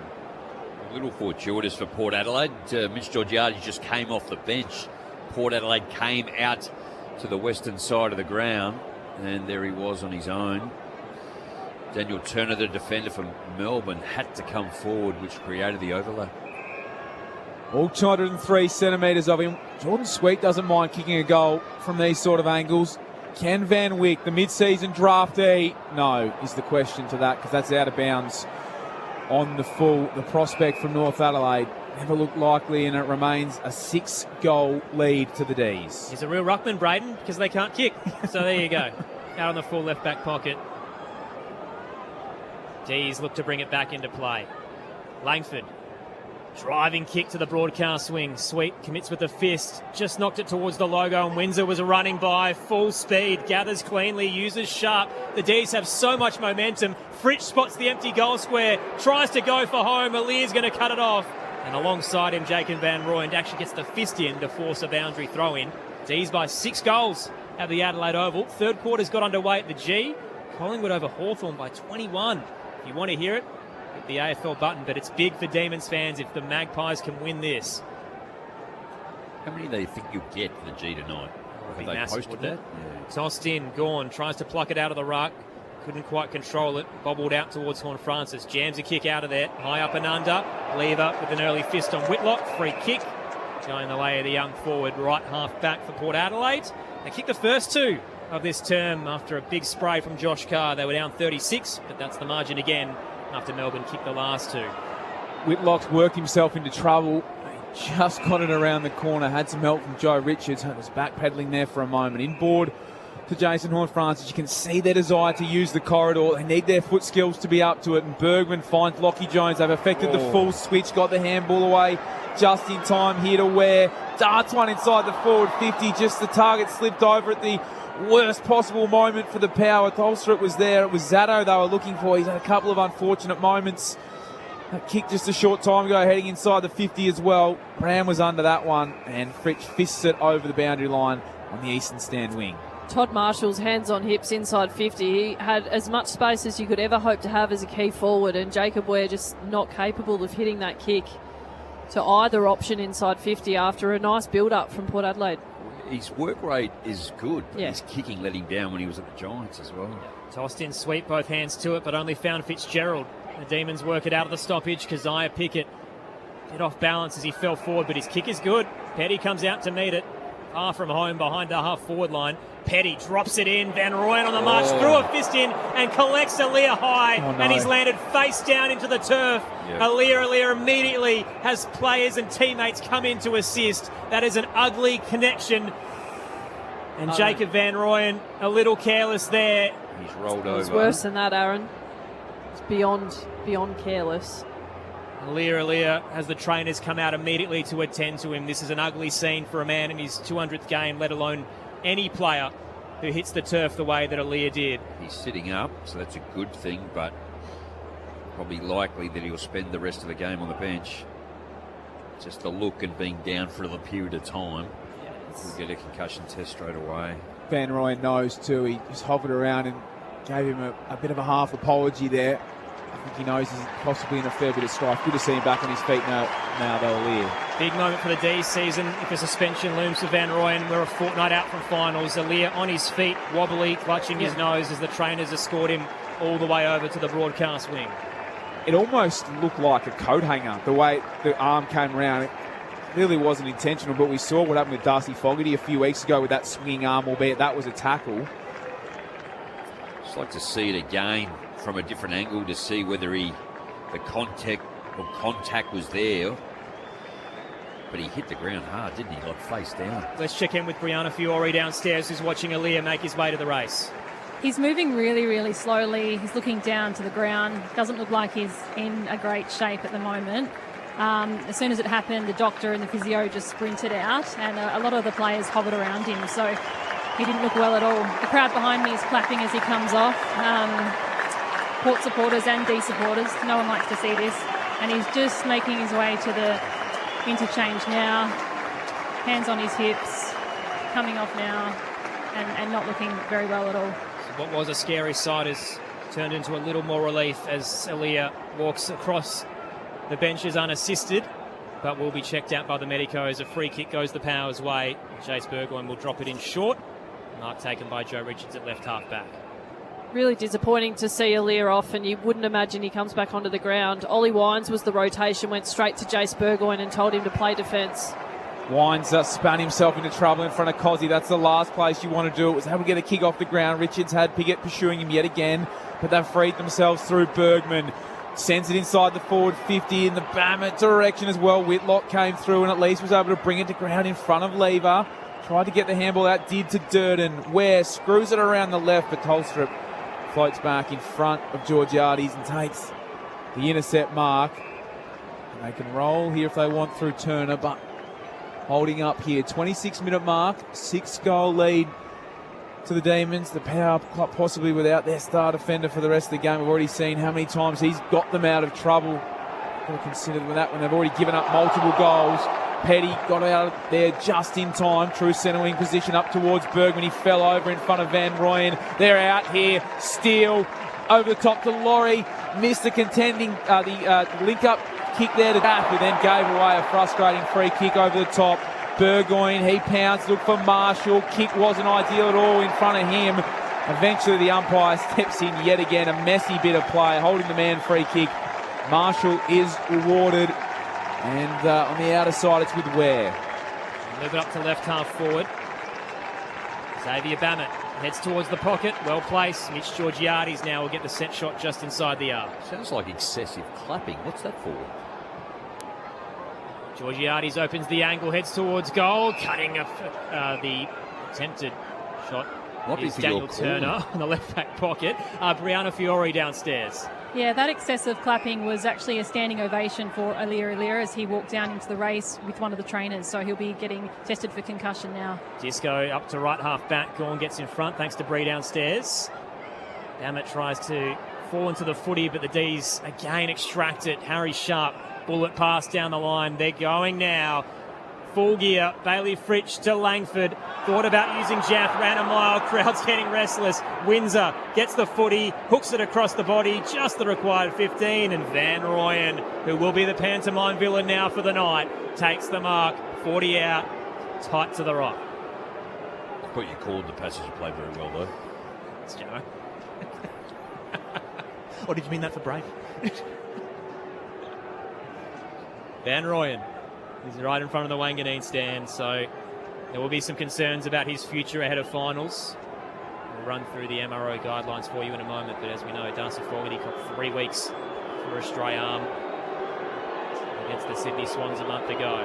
Van Rooyen comes in near the light tower, and his kick ricochets into the right-hand upright to get us to half-time here at the Adelaide Oval. What felt like a seesawing affair in the second term after Melbourne's opening quarter dominance has slowed right down after a potential concussion for Aliir in game 200. A stray fist from Jacob Van Rooyen, who was caught behind the marking contest.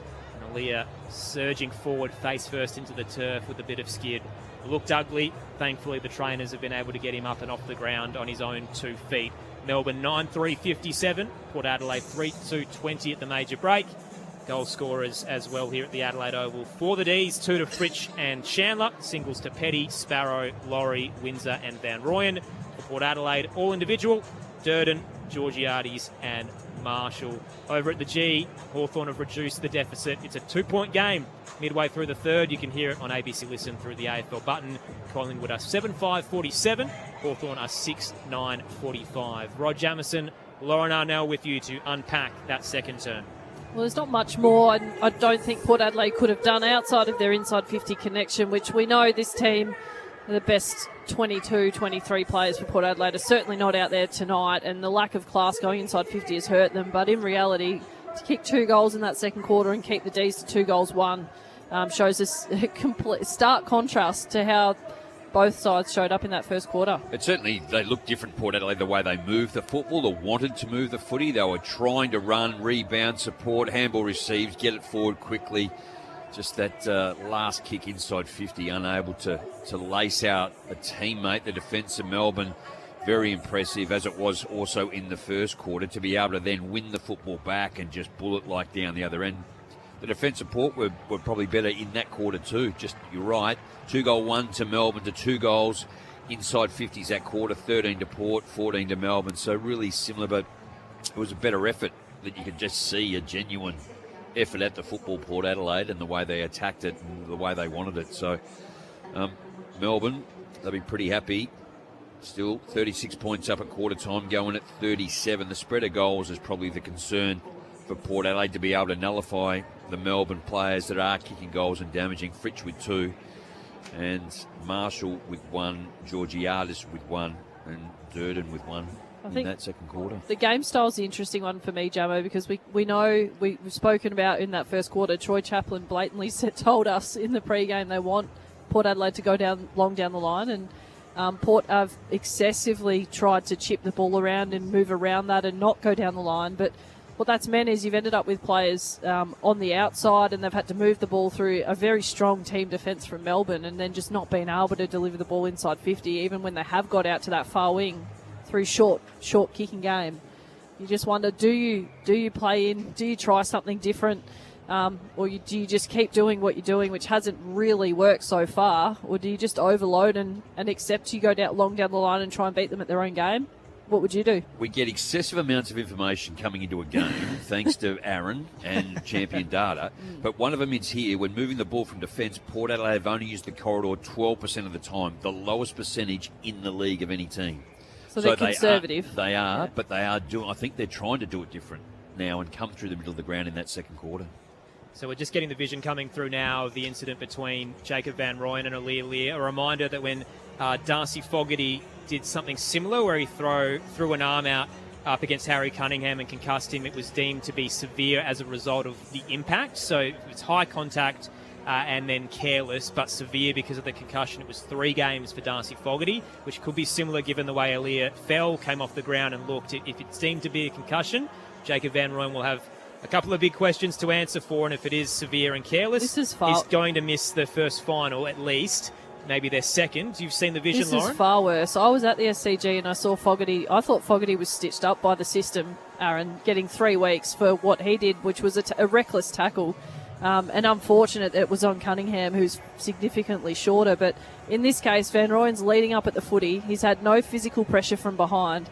He can clearly see that Aaliyah's cutting in front of him, and he swung his arm for. I think that's worse than careless. I think it's and it's a forearm across the face that's collected Aaliyah, and I think the argument the D's will make, we're obviously getting ahead of ourselves here, but Aaliyah's coming from 45, I guess. He's dropping into the hole. Van Rooyen's leading up at the footy. They will try and argue that he had eyes only for the footy and the arms come out at the last minute, but the way his arms moved, I get what you're saying, and you would make any argument you want if you're Melbourne, but the way his arm has moved is nothing you would do to mark the ball. And so he's hit him in the head. And for Fogarty to get 3 weeks in a tackle, and you watch this leading up at the footy, it's minimum 3. And we know how harshly they've looked at these things, particularly when a player gets concussed. You have to show a greater duty of care. I'm all for the contest, but the fact that Van Rooyen has no physical pressure on him, there's no one pushing him into that contest. There's no one forcing him sideways. Every part of his movement is within his own control. And so I think it should be judged harshly. So if it's careless and it's high, you have to say severe because of the concussion. It's 3 or more. And if you're saying it's worse than Darcy Fogarty, the AFL could argue then maybe it's 4 weeks, in which case suddenly he could miss an entire final series. They've got 1 game in the regular season, and then depending on how they finish top 4 and win a qualifying final, you've only got 3 games after that. That action cannot get any less than Fogarty's. I think it's worse. The system is the system, right? So we can't manufacture anything beyond that. But it certainly cannot be any less than 3 weeks if Fogarty gets 3. Yeah. It's almost a fork in the road for Melbourne's season. They've been absolutely flying the last month, but their talisman, who's in a career-best season and leading their leading goal kicker chase, they could lose him off the back of a careless moment in time at the Adelaide Oval when they were up by 6 goals. You can see straight away his body language as well. He knew in the moment, so I'll be interested to see how he comes out in this second half and how Stephen King sort of tries to refocus. Clearly, it's much more than just this game. It's the ramifications, what happens beyond these weeks, but he knew straight away. Yeah, it's hard as a player, isn't it, to not be distracted and look forward, particularly at this time of the year when something's sort of hanging over your head too. So, yes, not ideal.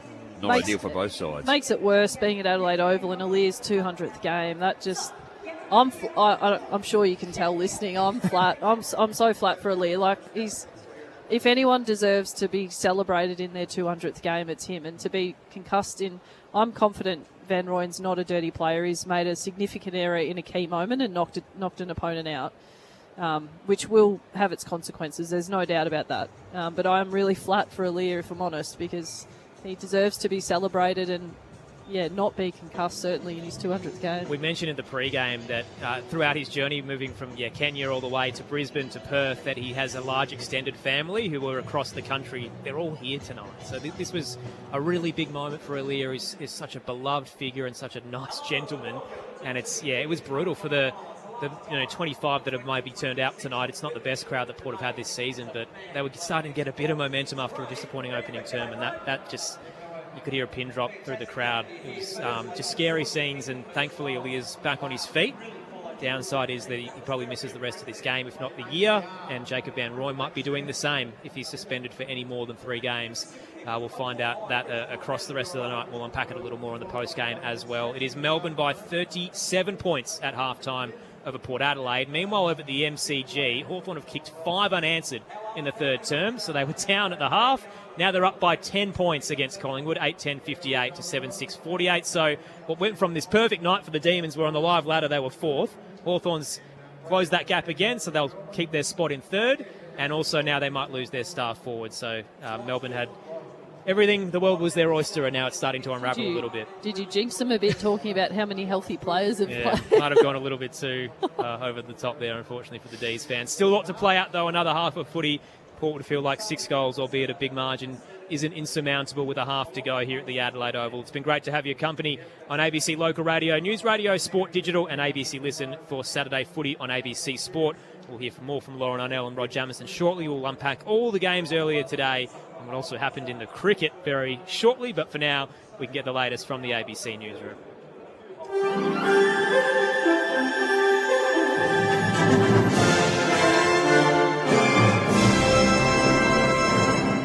Hello, this is ABC News with David Rowlands. The death toll from the powerful earthquake that struck off the coast of the eastern Indonesian island of Flores has risen to at least 38. Indonesia's Disaster Management Agency says several others were injured in the magnitude 7.7 quake that shook the Indonesian province of East Nusa Tenggara early today. Indonesia's armed forces have been deployed in search and rescue operations across the affected province. Victoria has confirmed a Phillip Island little penguin has died from H5 bird flu. The dead penguin was found in the Greater Phillip Island region and away from where the daily penguin parade occurs that attracts visitors. Chief Biodiversity Officer Dr James Todd says the detection of bird flu on the island is concerning, but work is already underway to begin a mass vaccination program of the thousands of penguins that call the island home. We know that little penguins are iconic and highly valued by Victorians, and for that reason we are working as a priority to protect those colonies. Western Australia's Premier Roger Cook has described the preference deal struck between the WA Liberal Party and One Nation in the Secret Harbour by-election as a toxic coalition. Labor candidate Georgia Tree officially launched her campaign for the seat today, following the retirement of Labor Minister Paul Papalia. Last month, Liberal leader Basil Zemplis said any result which sees Labor lose the seat would be considered a win for the Liberals. Roger Cook says One Nation has a track record of not delivering for Western Australians. And it's a record the opposition leader has endorsed by sending Liberal Party preferences to One Nation. He knows the only way that he can govern in WA is through a toxic coalition with One Nation, with the Liberal Party as the minor partner. An Adelaide NDIS provider has been charged over an alleged $5 million fraud plot. Francis Dew has the story. The Australian Federal Police say officers arrested a 38-year-old man at Adelaide Airport yesterday as he was trying to leave the country. The AFP also says he's a director of a registered NDIS provider. They allege the man solicited protected NDIS participant information from a National Disability Insurance Agency employee and used it to make thousands of funding claims worth about $5 million. In June, a 48-year-old woman was the first person to face charges over the same alleged plot after AFP investigators searched premises in Adelaide's northern suburbs. The man has been charged with dealing with the proceeds of crime fraudulently claimed from the NDIS and soliciting protected information from an NDIS staff member. US Secretary of State Marco Rubio has welcomed Venezuela's latest prison release of more than 130 political detainees, saying it's a crucial step in the country's national reconciliation process. More on this from the BBC's James Reid.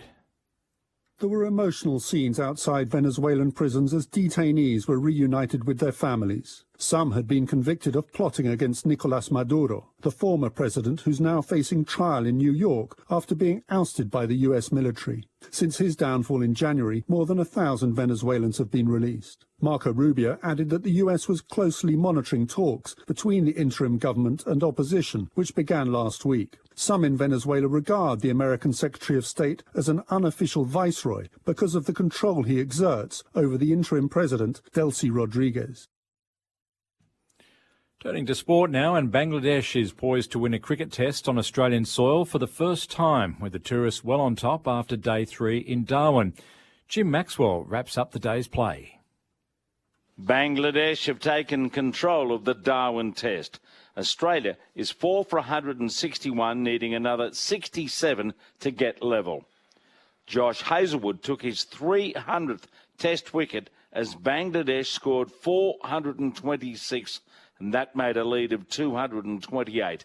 In its second innings, Australia with Smith making 44, Green 43 not out. They go into the fourth day with Bangladesh on the brink of an historic win. Jim Maxwell, ABC Sport, Darwin. In AFL, two-time premiers Brisbane have shored up their top 4 berth with a 42-point win over Gold Coast at the Gabba. In the other match, completed earlier, Geelong was too good for North Melbourne, 125 to 110. This is ABC News. Every community has stories worth sharing. ABC Your Say is your chance to join the conversation. Tell us what's on your mind. Visit abc.net.au/yoursay. This is the 2026 AFL Premiership season with ABC Sport. It's Todd Marshall, the leading goal kicker a few years ago, back in his prominent spot, and that is the response Josh Carr wanted. Corey Durden comes in, kick is good. Port go bang bang, and this is the power we were hoping to see tonight. Bailey Fritsch comes in close to the man on the mark. Who cares? He is deadly in front of goal. And Bailey Fritsch has 2 for the night. So Petty rolls in here, and he has put it through just. It was tight. Umpire had to work. The AFL on ABC Sport. On radio. ABC Sport Digital Radio. And ABC Listen.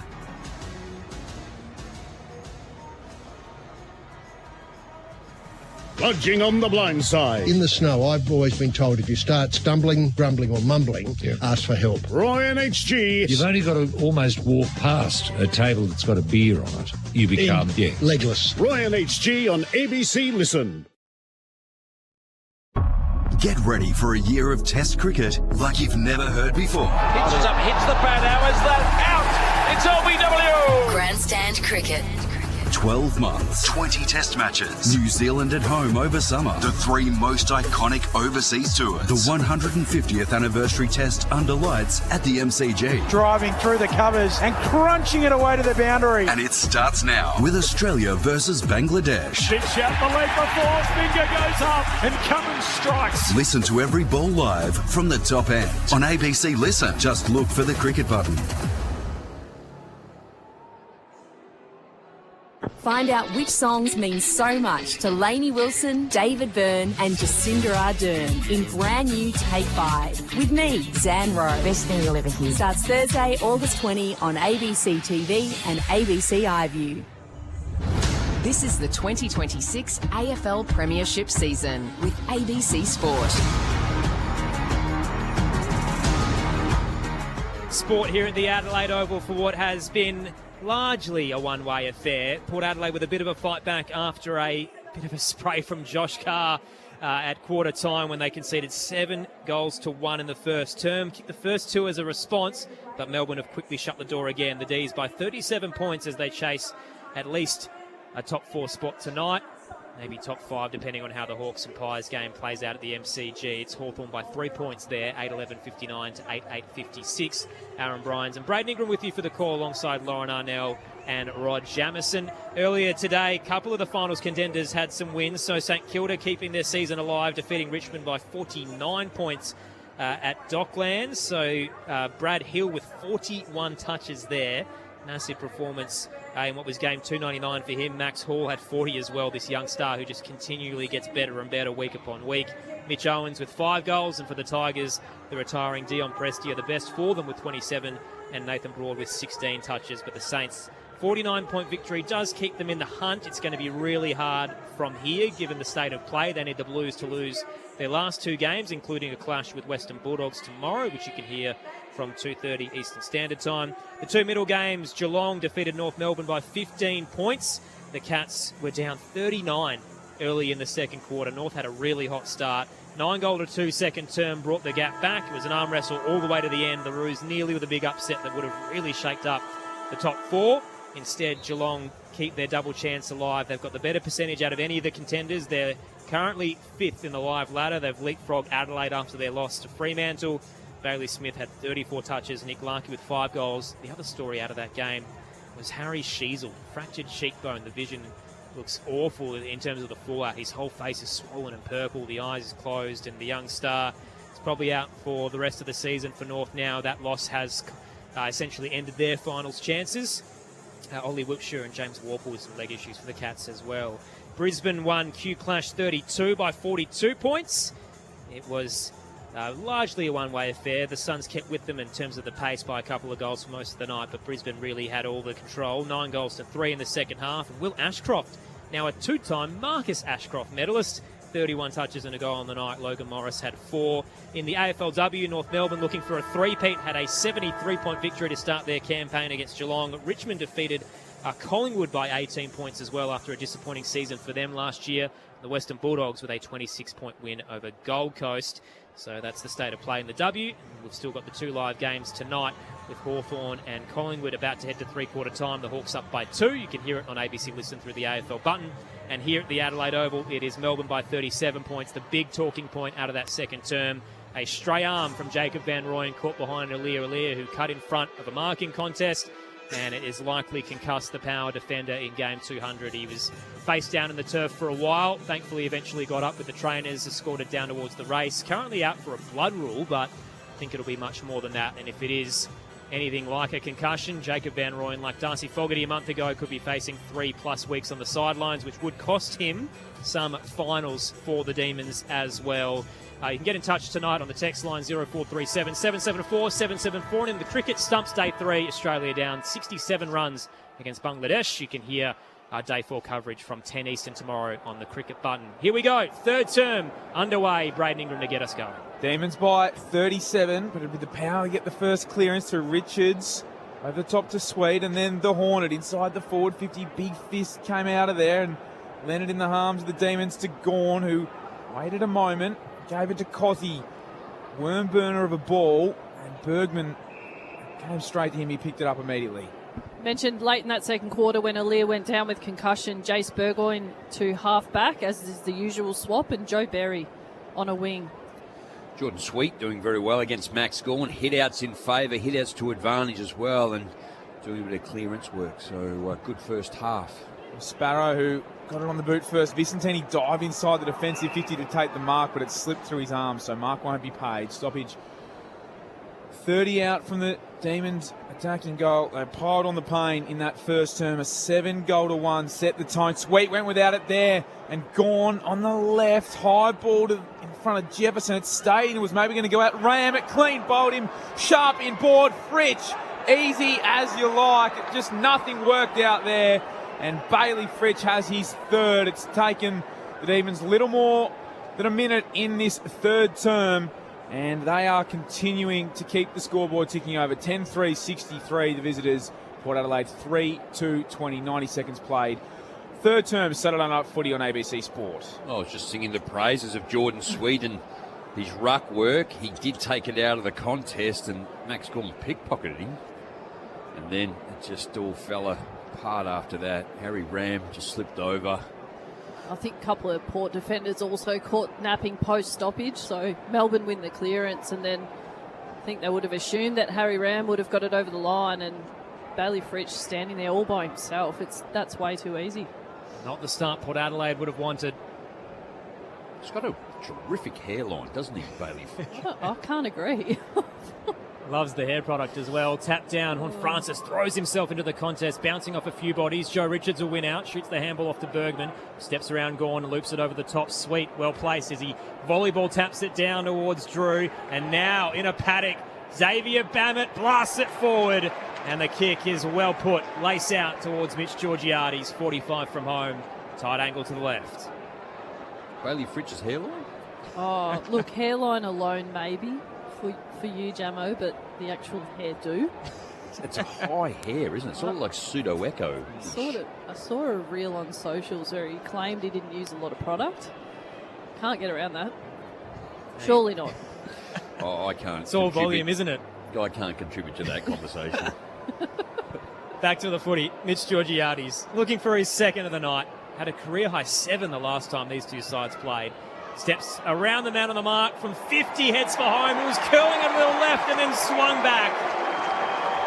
Georgiades gets his second. Port with the immediate response. Margins back to 37 points. 10-3-63 the D's.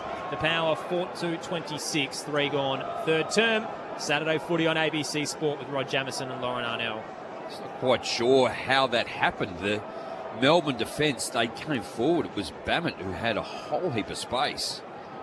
And they're able to win the footy out, get it free, and a better entry in that quarter to start the third quarter for Port Adelaide. Bammett's had 12 disposals for Port, which sits him about 6th or 7th for total possession winners for his team. He's sitting pretty low kicking efficiency early in the game, but he's corrected that, and he's going to get a fair bit of footy in that high half forward role with Melbourne's defenders sinking off, so his ball use is crucial. Thrown back up, Steele got the first use of the ruck tap, and then Sparrow to Gawn to Cosy, but it went through his hands, Pickett, and then he clean bowled himself as well. Rare case of the fumbles for Keziah Pickett. Might be a high tackle, slipped over, but got taken high. Did Corey Durden.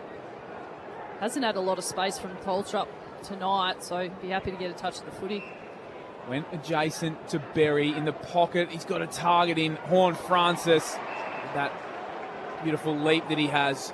He's tucked in where the boundary line meets the arc at left half forward, so this would take his very best. He just goes back and laces it like he would normally do. He's got all of this in him. Right to left. He was motioning to Burgoyne, who was away from him, if anything, away from the goal, but instead he is going to give this a decent crack. He's taken his full 30 seconds. Has he got something special in that bag of tricks? It's coming back, but it's clipped the left-hand goal post. Only the one behind. Power 4-3-27, Melbourne 10-3-63. 5 minutes played in the third term. Saturday night footy on ABC Sports. Saw Loz talking to the Tassie Devils coach. Another recruiting coup for Ken Hinkley coming. Assistant coach. Out of the defensive goal square, Tom McDonald to the eastern side. Petty in front, couldn't quite control it. Willem Drew tried to shoot a handball out. Cut off by Tolstrup, got it to Pickett, buffeted off the footy, dropped it by Bammett. Play continues. Crowd thinking maybe holding the ball. It wasn't fully a tackle, just enough momentum. And Harry Sharp's pulled off the turf. We'll go again. Just joining us, Alia being checked out by the Docs for a heavy collision with Jacob Van Rooyen. Stray arm might have concussed him, could cost the D's talisman multiple weeks. Tap down. Stoppage. Short kick. Fair to say that was the topic of conversation between Ken and I, is how many weeks for Jacob Van Rooyen. Bergman quickly tackled for the ball up, so he felt the same, that it was careless. We both agreed minimum 3. Gone down, Steele releases Pickett and weaves his way out towards the Odie stand. Tried to flare a kick close to the boundary line, getting in front Josh Lowe. He's one of the young stars who's really made the most of the injury list. Former supplementary selection pick. Now looks entrenched in the 23. He'll go long to right half forward. Went over the top of Whitlock, and in fact he's given away the free kick. I think he thought he might have been getting it himself, but it's Lever who's got it. Josh Carr did confirm to the post broadcaster at half-time that, no surprise, Lear is out for the rest of the game. Off hands here, and first to Langdon, 70 out from hole, patted it smartly onto Fritsch, who's got 3 goals already. Just took a moment for him to gather it fully, so it's a high ball. Wins the flu, lie with pressure from Chandler, got the handball to Ware, could have used Jones, but went the risky kick. It's going to come back towards Steele. It could work. Picking it up was Sweet, put his head in the hole, might have copped one high, didn't get any call from umpire nearby or far away, and stoppage it is. He gets straight back to his feet on the point of the centre square. 60 out from the Demons attacking goal, juggled through Sweet's hands yet again. Rivers dispossessed. Bergman to Richards, right in the canals here of danger. Horne-Francis just got free of the Bowie tackle, but went towards Langdon, out to Fritcher, then Langdon patted it onto Bowie. That was smart footy. Cozzie's got it 55 from home, got away from the pursuing tackle, gave it to Steele, back to Cozzie from 45, chisels one, looking for a target and got back just in time, did Bammett, otherwise it was a certain mark for Chandler. He darts through anyway, gives it back to Gawn, they can finish it off, but on the line, Lockie Jones, the goalkeeper, fists it through. You thought it was a matter of time before the Demons kicked the goal. Only the one behind, 10-4-64, plays Port Adelaide 4-3-27. 8 minutes played in the third term. Playing on from the defensive goal square, Lockie Jones out of contract, heads to the eastern side. Horne-Francis flies across and takes the mark against Langdon, puts on the jets, surges towards the 50, spearing pass. Turner gets in front of Georgiades, and Disco, the man with the best nickname in footy, heads back where it came from, wide 45. Windsor, forward of centre wing, waits for the run of Langdon. He's blazing by towards the 50, Gawn backtracking, stood his ground, didn't even have to jump and nearly reeled it in. A couple of hands come in and lay a few tackles and we'll get a ball up. Now 20 from home for the D's. That's brilliant play from Turner. He's up to 15 disposals, 470 metres gained. Gawn straight down to Petty, but it bounced off his chest, and a tackle laid by Bergman to hold up Harry Sharp, who's looked very dangerous the last month in front of goal. D's attacking 50, they're up by 37. The early part of this quarter, they're actually winning the football back in the defensive area, Port, moving it well, but they just can't land that last kick. Gawn put it into space in front of Fritsch. He overrun it. Got the kick out of there for now. It's Lever against Whitlock, and Lever buffeted Whitlock out of the way. Then used Langdon, who was standing by. Chance here for Windsor. Got around the pursuer with speed. It was Ware. Sends it into the hot spot. Petty's there floating back, and he got it on the third. Gave it off anyway. I think the mark would have been paid. Still a chance here for Jefferson, who swings it around the corner. And he's got Melbourne's 11th. 11-4-70 to Port Adelaide. 4-3-27. And the Demons, they are running away. That's another one for the term. And it's a significant margin now of 43 points. It's the loose ball get, isn't it, Jamo? When the ball hits the ground from a marking contest, the shape that Melbourne have has been so consistent and so trusting all night. And that's where so many of their score sources have come from, whether it's been a long kick in the middle of the ground or a long kick inside 50. Their ability to hold shape and be so clean from spillage, they're as good as I've seen this year in that element of the game. So 5 goals, Melbourne, from intercepts. Just hurts. That's why it's just so critical that you use the footy so well all around the ground, but you have to maintain possession. I want to see they're trying to go fast and expose the defence and get it in there and have some space, but another centre clearance to the D's. Going straight down to Steele, back towards the 50. As he went for a searching kick, and Lockie Jones gets in front. Intercept mark for Port Adelaide. Straight line kick to Drew. He's clattered into by Gawn a little recklessly from the big man. Just lost his feet. The two skippers colliding. Willem Drew will backtrack off the free kick into defensive 50. It's like being tackled by a giraffe. Drew lowers the eyes, dinky kick. Dangerous. Wasn't really the required 15, and it fell a little short in the end as he tried to get it to Ram. Jefferson came the other way to knock it out. Drew makes amends, mops it up, links up with Wines, but then his handball doesn't make the connection he wants as he just gloves it out wide. Fitzgerald to Salem, and then McDonald, and now Langford just darts inboard on the logo broadcast wing. Uses Salem. Drew 3 in, releases Fitzgerald. The handball was in his path. He just can't get low enough to gather. Berry coming the other way, paddles it wide of the attacking arc for the D's. And a ball up to come as he's tackled to the turf. Melbourne by 43 at the Adelaide Oval in the third term. At the G, Hawks by 15 early fourth quarter. Well done, Harvey Langford. And we got it down to Durden. Kick into the centre of Adelaide Oval. Off fist, just cleared Marshall's hand and came back once where it came to Durden. His kick wasn't great at all. Turner there. Oh, and there's a clothesline. Georgiades this time has got Turner. He looks to be okay. He flung him to the ground high. Advantage paid. He's back in his feet for now. Steele to left half forward. Another spoil coming out here to Fitzgerald. missed him, and Marshall got the handball away. A couple to Anasta Sopwith, then he ran into a freight train in Jath. Got the hands free. Not in the nick of time, though, to judge the umpire holding the ball. And they just had nothing forward of the ball. There, the Power. Rivers, 70 from home with Chandler. He's got a couple in his milestone game. Beautiful ball to Petty. That is on an absolute string. Vicentini didn't have a chance. And Harrison Petty, who's found his way to goal already tonight, will get another shot here. 40 out, not a difficult angle. I think it's Harry Ram with the apology to Vicentini. Vicentini's trying to cover his tracks.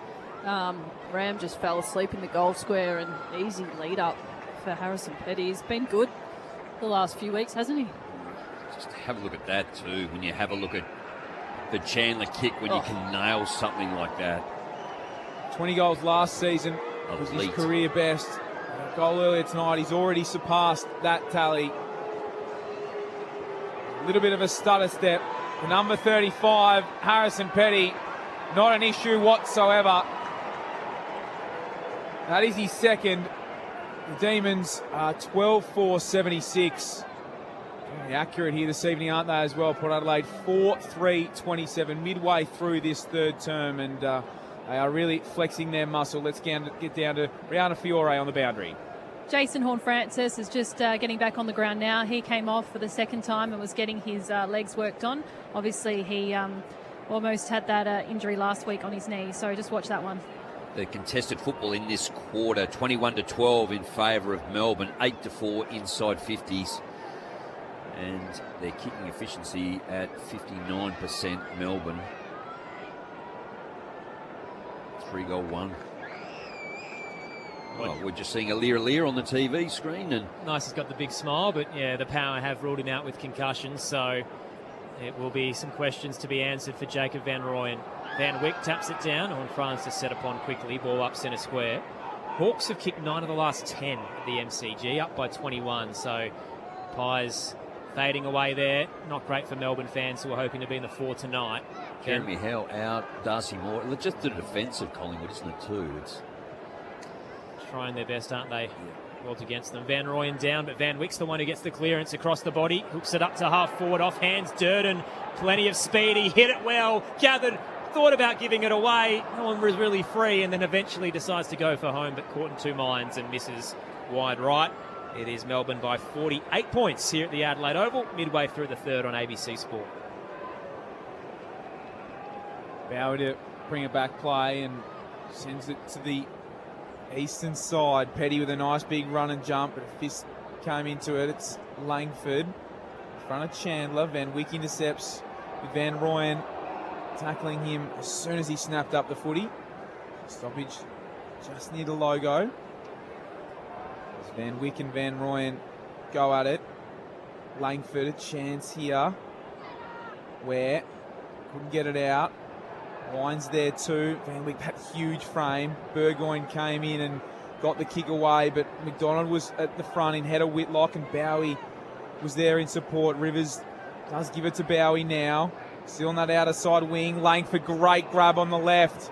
Sends it inside the forward 50, looking for Fritsch against Jones. And just too smart, maybe a little bit too easy, but had the body position against Jones. And Fritsch, he's already got a few, and he'll like his chances here as well. We talk about how good a kick Harvey Langford is. That left foot is lethal.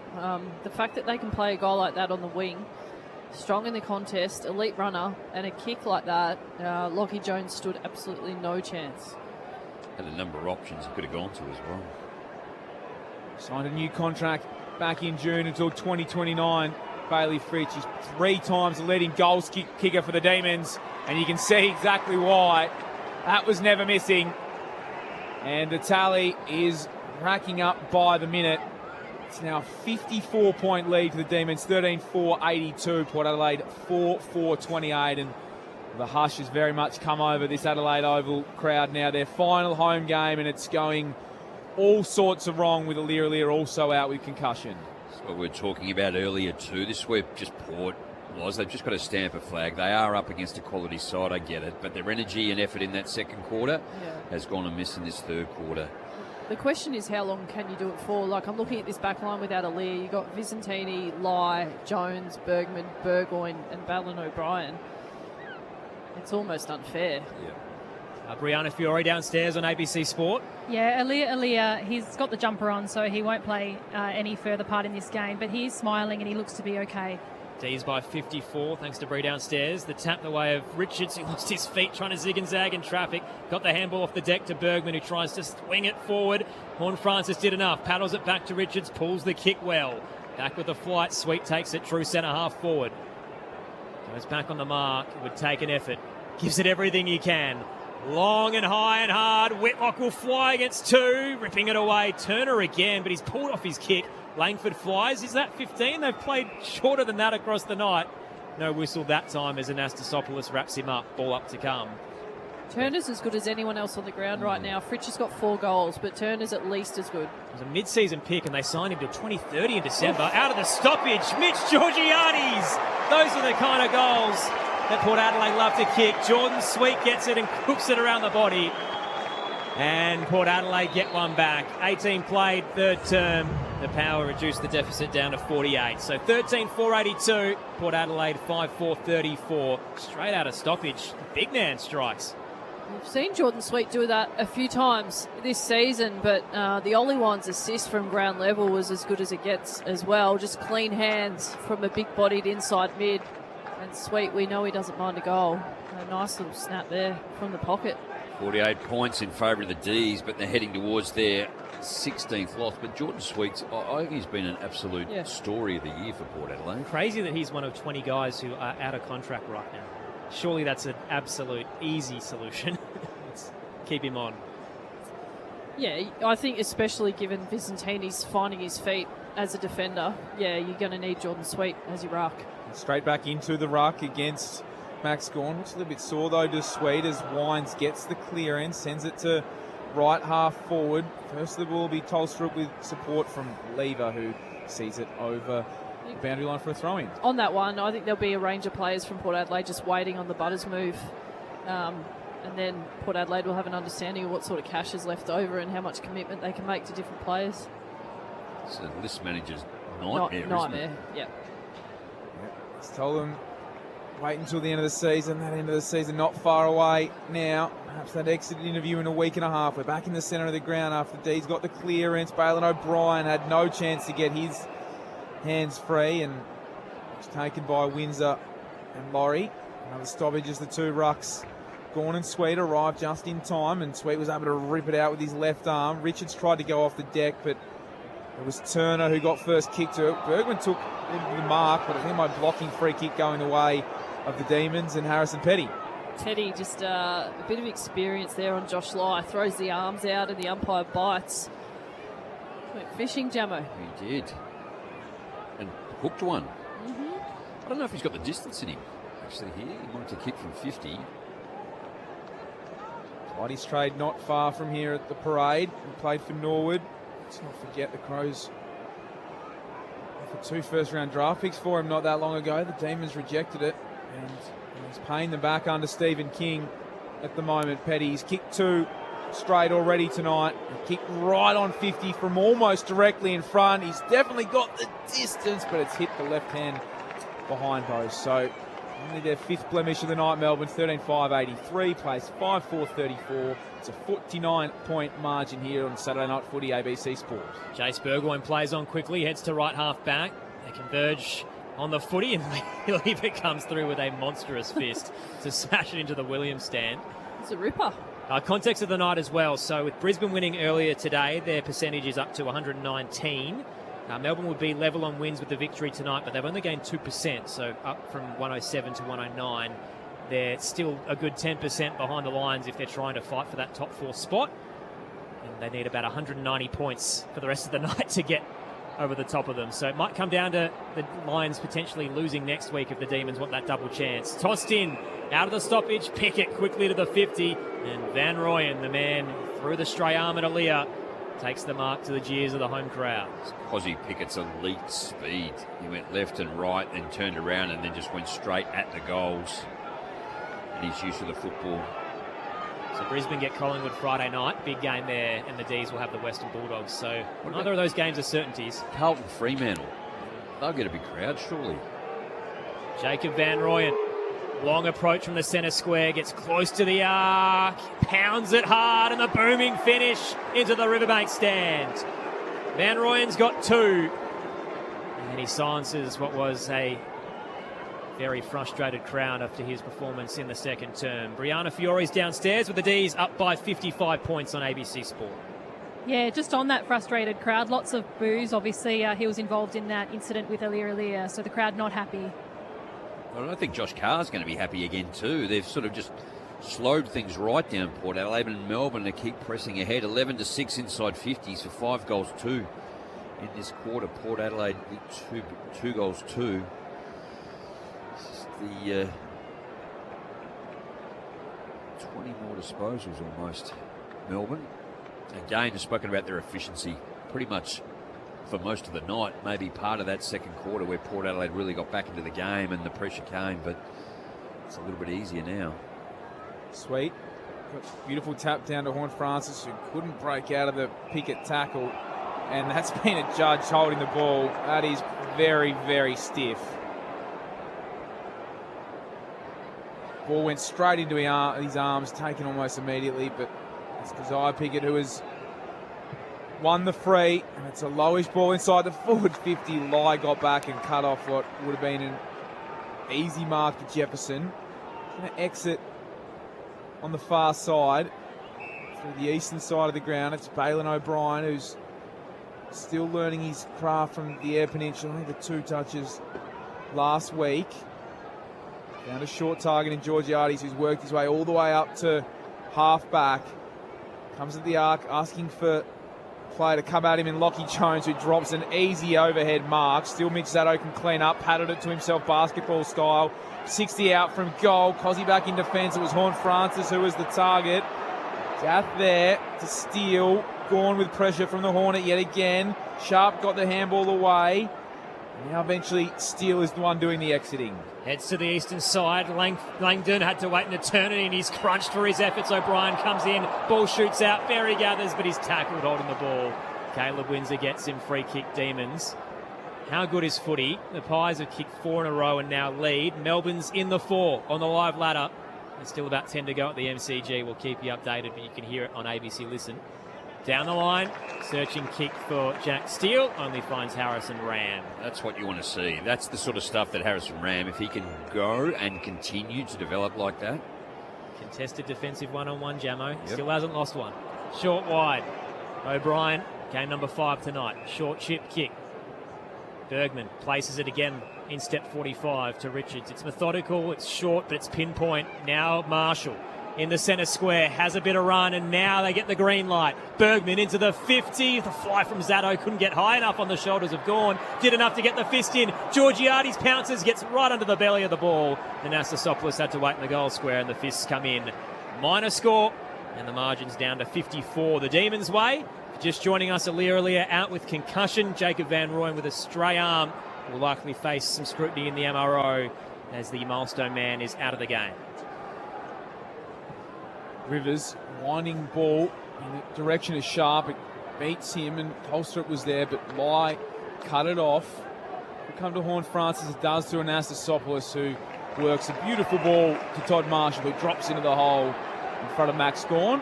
He's marched back by the umpire, and he'll kick from right on 50 here, tightish angle, Todd Marshall. Really nice read from Josh Lai, driving his legs out of traffic, and Horn Francis, smart footy. Nicely timed lead from Todd Marshall, and something they've been missing. One goal in the second quarter. Todd Marshall. Kick 8 for the season. Todd Marshall. Experiment back didn't work, and he's slowly working his way back into forward line duties. He's just tugged at that one a little bit off to the left. So minor score, 5-6-36 Port Adelaide. Melbourne 14-5-89. Melbourne by 53 points. Saturday night footy on ABC Sport with Rod Jamieson and Lauren Arnell. Should mention as well for the Crows fans who might be barracking for the Power tonight, Collingwood's win doesn't help you. It only helps the Demons. Jaff heads straight up towards the centre square. Comes to ground. Burgoyne releases Bergman to the scoreboard. It's a whopper from the Bergs. Zato takes the mark, tight angle. He's 20 from home. It's just a one-step barrel, wasn't it? Just to get it in there, get the distance, and probably always played on. Hands it off. Quick kick at goal. There's a desperate attempt on the goal line. Photo finish, but I think it's going to be paid. And Mitch Georgiades picks up his third of the night. Melbourne caught napping. Port Adelaide picked one back. So he gets the handball receive and snaps from 30. Melbourne 14-5-89. Port 6-6-42. Margin drops down to 47 points here at the Adelaide Oval. Closing in on three-quarter time. Lauren Arnell and Rod Jamieson with you on ABC Sport. Well, you like to see a bit of unselfish play and smart footy, which it was from Zato and also Bergman. We've talked throughout the night about Melbourne winning that ground level contest off hands, and when you play a kick in and just leverage numbers at that contest, it's rare air that Port have won that one throughout the night. But for Bergman to win at ground level, he knew he had numbers ahead of the ball in his favour. And I really like that Zato passed the footy to Georgiades, who was in a better position to kick the goal. Played on. Surprising why they do that with, only 20-30 out, but Stephen King wouldn't be happy either. There was no Melbourne player in the square until late. Gone. Beautiful tap work, but away from Cosy, it came to Richards, who handballed it to Drew. Bamet's there. Nice fly at it. Had company, though, and eventually it was Gawn to Lever to Jaff. Langdon, high ball, allowed Burgoyne to come through in front of Steele, but didn't make it in time. Still didn't give the handball immediately. Now gives it to Cozzy Pickett. He tried to get that to Throlstrup, who actually picked Richards' pocket. He got there in time and stole it from in front of him. Getting in was Drew, dropped the mark. Come to Langdon and Vicentini. He has done some nice things in defence tonight. He's still learning his craft down there, but he affects the smother and it dribbles out over the boundary line for a throw-in just on the paint of 50. That's no doubt a shining light on a disappointing night for Port Adelaide fans, is Vicentini continuing to progress in this defensive role. Got some options, Josh Carr, heading into 2027. Just needs the momentum now. They can't afford to throw it away with a poor performance in their final home game. Sweet to Richards, back. Berry kicks across the body. D's have a wall there. Lever on the eastern wing uses Bowie, trying to step through traffic. Tolstrup a hospital handball. Sold Steele into immediate danger, but he gets it out away from Georgiades.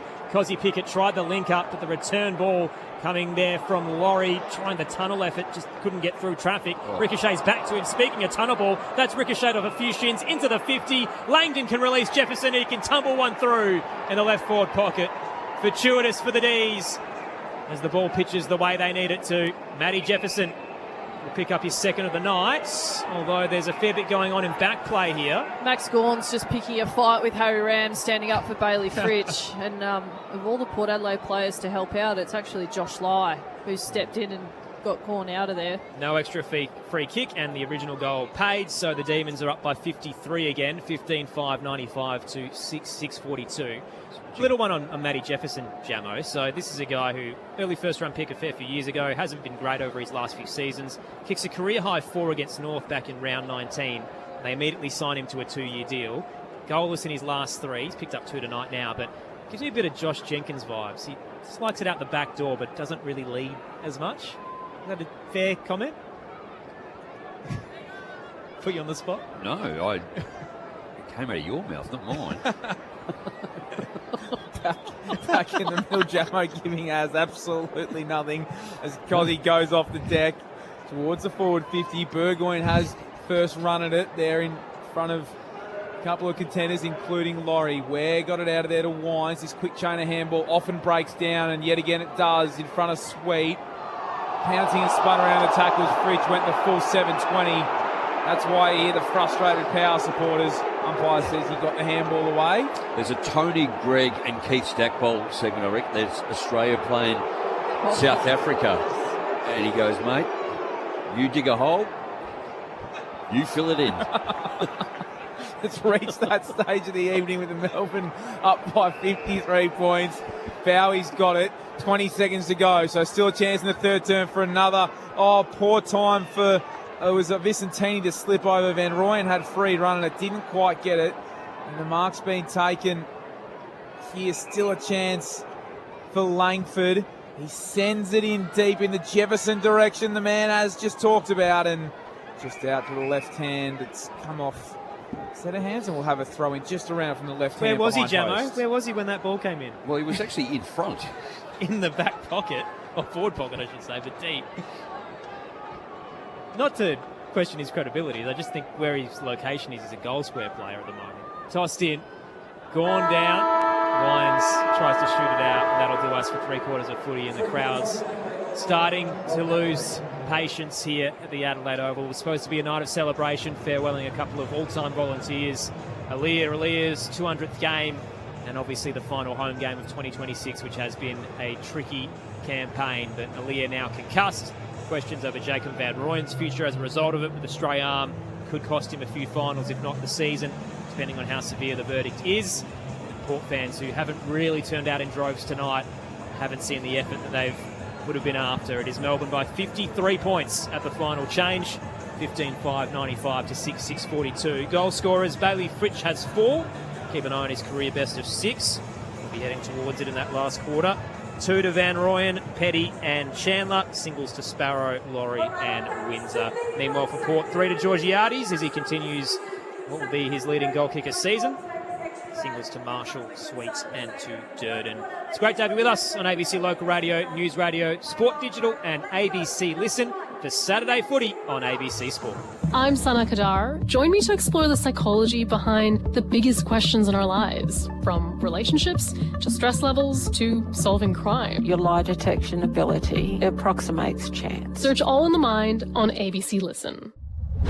This is the 2026 AFL Premiership season with ABC Sport. In front of Jefferson, it stayed and was maybe going to go out. Ram it clean, bowled him sharp inboard. Fritsch, easy as you like. And Bailey Fritsch has his third. Mitch Georgiades looking for his second of the night. Steps around the man on the mark from 50, heads for home. He was curling a little left and then swung back. Georgiades gets his second. Petty's there floating back, and he got it on the third. Still a chance here for Jefferson, who swings it around the corner.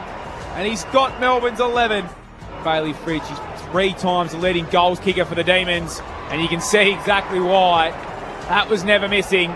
It's now a 54-point lead for the Demons. Jacob Van Rooyen. Long approach from the centre square, gets close to the arc, pounds it hard, and the booming finish into the Riverbank stand. Zato takes the mark, tight angle, hands it off, quick kick at goal. There's a desperate attempt on the goal line photo finish, but I think it's going to be paid. And Mitch Georgiades picks up his third of the night. Ricochets back to him. Speaking of tunnel ball, that's ricocheted off a few shins into the 50. Langdon can release Jefferson, and he can tumble one through in the left forward pocket. The AFL on ABC Sport. On radio. ABC Sport Digital Radio. And ABC Listen. It would nearly have been the perfect business trip for the D's if it's not for the looming suspension of Jacob Van Rooyen after a stray arm on Alia. They've come into town and they've got it done. Pretty cool, calm and collected. The D's by 53 points at 3/4 time. The question now turns to Port Adelaide. Can they put up an effort in this final term in what is their last home game of 2026? A lot of eyes on the other game at the MCG right now. If you want to hear the thrilling finish, which probably has a minute to go, you can jump on ABC Listen, hit the AFL button. It's the Hawks by 6. They kicked 9 of 10 goals across the third and fourth quarters. Then Collingwood had 4 unanswered to pip it back. Currently, the Hawks have kicked the last 2. There is 5 minutes to go as we have a look at the live vision. So Hawthorn by a goal, but there's a set shot coming for the Pies. It's going to be an absolute thriller, and the result has a lot of weight in terms of the finals for Melbourne. If Collingwood win, the D's will jump the Hawks, and they'll be 4th. Brisbane will be 3rd. Live ladder with 3 games to come tomorrow. None of this helps Adelaide, who lost to Fremantle on Friday night. They're going to rely on, they would have relied on Melbourne losing tonight, if not losing to the Bulldogs next week, to try and keep their double chance alive, or Geelong dropping a game to Richmond. So at this stage, it's all about whether Hawthorn are going to be in the hunt for the double chance, or if they'll have to rely on percentage moving forward. So what does the draw do, Aaron? Tied up right now. We're looking at all these different permutations. It's getting hard. So Collingwood's just kicked this set shot. I was wondering that because Hawthorn had already had a draw this year, and that was their separating factor. So if this game is a draw at the MCG, then percentage does play a role, and the Hawks are ahead of the D's on that. So look, there's a lot of different ways this could go. We'll keep you up to date once the night concludes as to where everybody sits, but It's a thrilling race for that double chance. Melbourne will just want to pack on as much percentage as they can to try and close the gap heading into the final round. Aaron Bryans and Braden Ingram with you, Rod Jamison, Lauren Arnell to unpack it all. It's been a big night for our experts as they try to make the most of what is a very one-sided affair, but what are you hoping to see maybe from Port Adelaide in this final term, crew? It's been a tough night, hasn't it? I think Melbourne have been exceptional. Let's talk about Melbourne. There's far more positive things to talk about with Melbourne. I thought Keziah Pickett got going in that third quarter. 11 and over 200 metres gained. It was his best quarter of the game so far. And Max Gawn, who's had a fair challenge from Jordan Sweet for most of the night. Van Wick's had some game time, but not a lot. I think Sweet's been good, but Gawn looks super aggressive, getting forward in that third quarter and was really dangerous. But for Port Adelaide, there's really... you really just want to turn up. I think Melbourne are the far better team. We've seen that to this point tonight. And they've just been dominant, and I can't expect that this fourth quarter is going to look much different, Jamo. I think the clearance work for Port Adelaide, they need to be commended. 34-22 overall. The centre clearance is 15-7 in that quarter. Oh, no, that's overall, I'm sorry. And Joe Richards in the middle of the ground, he's had 5. He had led the way with Port Adelaide, 9 disposals and 5 clearances. So they've found some options this year. Burgoyne can do it as well, and then you get Rosie back. So I think the Butters' absence isn't going to hurt them as much as they think. He's obviously a superstar player, but they have options. It's just clearance, they're good. They're getting opportunities in front of goal. Their defensively profile is looking good, but the ball movements, they've been bottom 2 all year. And again, overall, it's 39-40 inside 50s, 15 in that quarter to Melbourne and 10 to Port. They just can't find a forward at the moment. Loz, we've had the luxury of seeing the D's a few times this year, and it means we caught them kind of before they really got going after the buys, and now you can see how much they've evolved over the campaign. I like them a lot. I think they've got huge depth. I love what Dan Turner's doing as the unnamed tool in their back line. He's been exceptional tonight. They're up by 53 points, the Demons. Final term underway. Gone down to Salem, and Keziah Pickett finds some space. He's got the acceleration, the zig and the zag. Uses Gawn up towards Salem, and now Windsor can march the 50 and shank it. A scrub kick up towards the top of the goal square as he tried to let loose. Josh Lai comes out to meet it. Uses Bergman and then O'Brien. Young Balin tried to pull the kick to the broadcast side. Too fancy to Durden. It's cut off by Bowie. Backer it came from 20 out. Jefferson. Fist came in from Burgoyne. Whistle. Set shot to come for MJ. 20 out, slightly to the left. Jake Bowie's had a good year for Melbourne off the half-back line too. Just his use of the football. He put it up. It was a tough kick. He had to get it around or in the middle of 3 defenders, and that is an appalling decision. A lot of ball in that fist, isn't there? Not a lot more that Jace Burgoyne could have done as a defender there. Matthew Jefferson for 3 after 3 games goalless. Hooks it around the body, and the D's are up by 59. Nice little contingent at the northern end to support them as well as the red and blue flags wave. It is Melbourne 16-5, 101 to Port Adelaide 6-6, 42. 2 minutes to go at the G. Hawthorn by a point. Collingwood's about to go inside 50. We will not be offended if you flip over. Lauren Arnell, Rod Jamison on ABC Sport. Well, can you do this game or we watch that game? Hey, Damo, you mentioned Jake Bowie. He's third in the comp for rebounding off defensive 50, so he averages 6.5 a game. Yep. You can see how crucial he is. It's probably something the Power would love to have at the moment. They just don't have any of that movement out. That's your Kane Farrell, isn't it, too? That's the way he plays, is that sort of small half-back, elite kick. But Kozzie Pickett has stepped up in this second half. Again, that last play from the centre, Gawn, him, outstanding. Salem into the middle. Richards got it to Horne-Francis, to Durden, takes the mark, still inside the centre square. Didn't give the return to Horne-Francis, instead goes to Bergman, right in front of what would be the cricket pitch area. Big fly coming from the back, almost from Zatto, but it's Salem who's there. On that trusty left, pops it up towards Petty, but Burgoyne roves the spoil to Harry Ram. He's got onto that one. Bammett will sit there and wait. Durden came through in support, but it is that man Bowie, and they're away through Windsor. Still had to dive for it right in the centre circle, and then handball. It got cut off by Bergman to Wines. Back to Bergman. Can he find a target? Jath came through and spoiled Bammett. Frenetic footy. Drew to Burgoyne, who went one way and the other. Mark taken by Bammett. Goes inside the forward 50, and it's Jordan Sweet popping up. What's the score at the G? They've gone end-to-end both sides and no one can find a score. We're locked at 92 apiece. Hawthorn's about to go forward with 30 seconds to go. So while Jordan Sweet lines up, it's the Hawks inside the forward 50 as. Dylan Moore's going to have a set shot to win the game. Any score will do. He's a tight angle to the left, 40 from home. Dylan Moore, surely. And Jordan Sweet. So Jordan Sweet will take his kick first with the Power down by 59 points. He's got a decent journey on that one, and it's through. I think there was a whistle on the line anyway that was going to Powers. So the free kick doesn't count. It's a goal to Sweet. While at the MCG, Dylan Moore has kicked. They don't know. I think it's a draw. I think it's been stopped on the line. And the goal umpire is still, he hasn't made the journey, and it is a draw at the MCG between Hawthorn and Collingwood, 13-14 apiece, which does have ramifications for the latter, but I think, as you said earlier, as it doesn't help Melbourne. Is that right? So second draw of the year, it means we now have essentially, 5 contenders for the 4. So Brisbane, Hawthorn, Geelong, Adelaide and Melbourne all now will likely be on 60 or 56 to 60 points by the end of the year. So you've got 5 teams fighting for 3rd and 4th now moving forward because Hawthorn have lost their advantage of the draw by having 2 of them. And suddenly it becomes, a real race to September. Out of the middle, Port Adelaide quickly with a tap down to Horn Francis. Bullet pass into Zatto, gets around Jath, steps inbound from 45, sets sail and misses to the left. And Port Adelaide can't quite snatch 2 in a row there. Photo finish at the G there, Braden, as you look at the angles. But yes, live ladder, what it means now is Hawthorn is 4th, Brisbane are 3rd, Melbourne currently 5th behind the Hawks by 7%. D's quickly head back up the spine to the centre square. Port Adelaide sending it right back. Knocked down Wines. Releases Sweet. Tries to bulldoze and buff it past his Trent Rivers. And then Whitlock is wrapped up 40 from home.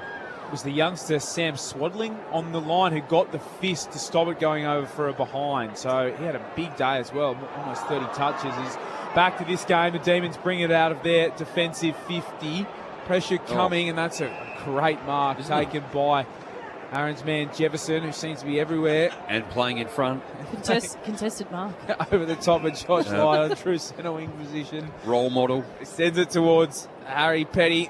Vicentini did well, but didn't quite claim the mark. Burgoyne darting through traffic to Vicentini. Quick handball eventually comes to Bergman, who opts to go backwards to Joe Berry, who's sitting behind the contest, and he wants the switch, and it's risky coming through with speed. He is speedy. Harry Sharp gives it to Steele, the veteran, and the former Saint bangs it through for the D's. Harry Sharp, the former speedster, he just came with an absolute pace about him, the ex-steeplechaser, and it was trouble from there. And Joe Berry bit off more than he could chew on that occasion.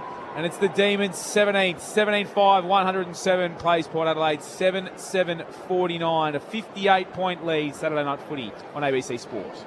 Definitely forced that one, Jamo. Joe Berry would want his time again. You can see what he's trying to do and shift the angles and stay away from Max Gawn down the line, but that trying to do that across goal, 40 out, is always going to hurt you against a good side. And it's a 40-metre kick too, like it's just going to hang there. It was, he is a good kick, but the speed of Harry Sharp to be able to shut that down, spoil, keep it alive, outstanding. The Hawks will be disappointed. They've kicked 10-7 in that second half. Didn't get the job done. D's by 58. So tap down. Salem shoots it back to his ruckman Gawn. Diving forward. Gets the handball release. Out to Sharp. Loops it wide. Laurie screws the kick and centres it up towards Jacob Van Rooyen. Set shot to come straight in front. 35 from home. So recapping for you over at the G. Dylan Moore. Set shot to win the game. 45 out. Tight to the left. Didn't get the journey. Sam Swadling on the line. Keeps it a draw between the Hawks and the Pies. So Hawthorn have been involved in both draws this year, and it means the Lions, after their winning in the Q Clash, are 3rd on 60. Hawthorn are on 60 behind them by 2%. In 4th, the D's are now in 5th on the live ladder behind the Hawks by 7%. Geelong and Adelaide a win behind those two. Van Rooyen comes in, leans back on the kick, started right, straight line, never a chance. And it is Melbourne by 59 points here at the Adelaide Oval in the final term. if there's a little bit of Geelong about the way the D's are playing. It's almost like give it to someone in that better position, like the score involvement, score assist type. Like they've had the opportunity to actually have shots on goal, and then they almost go 90 degrees and swing it back to someone in a better position. I think their foot skills inside 50 have been really, really good. Josh Light brings it out of the defensive 50. That is awful foot skills. The exact opposite. I think he might have stubbed his toe on the ground as he kicked it. Joe Richards has to try and provide support. Burgoyne shoved it out. Cut off by Cozzy. Can go himself. Could have given the handball off because Isaiah Piggott pushes it to the right-hand side. It would have been a specky finish. Only the minor score, though. 17-6, 108 Melbourne. Port Adelaide 7-7, 49. 17-7, rather, 109. Melbourne by 60 points. Well, I don't think Cozzy Pickett was listening to the ABC. He had many options that he should have chosen. They're threatening to really blow this open, the D's, but just haven't quite punished Port yet. 10-goal lead. Clearing kick, Lockie Jones headed in the round direction. I say 10-goal lead's harsh, but it can be worse, Chamo. They've had opportunities. Released out to Wines. It's been one of those nights. Down the logo, Whitlock hits the deck.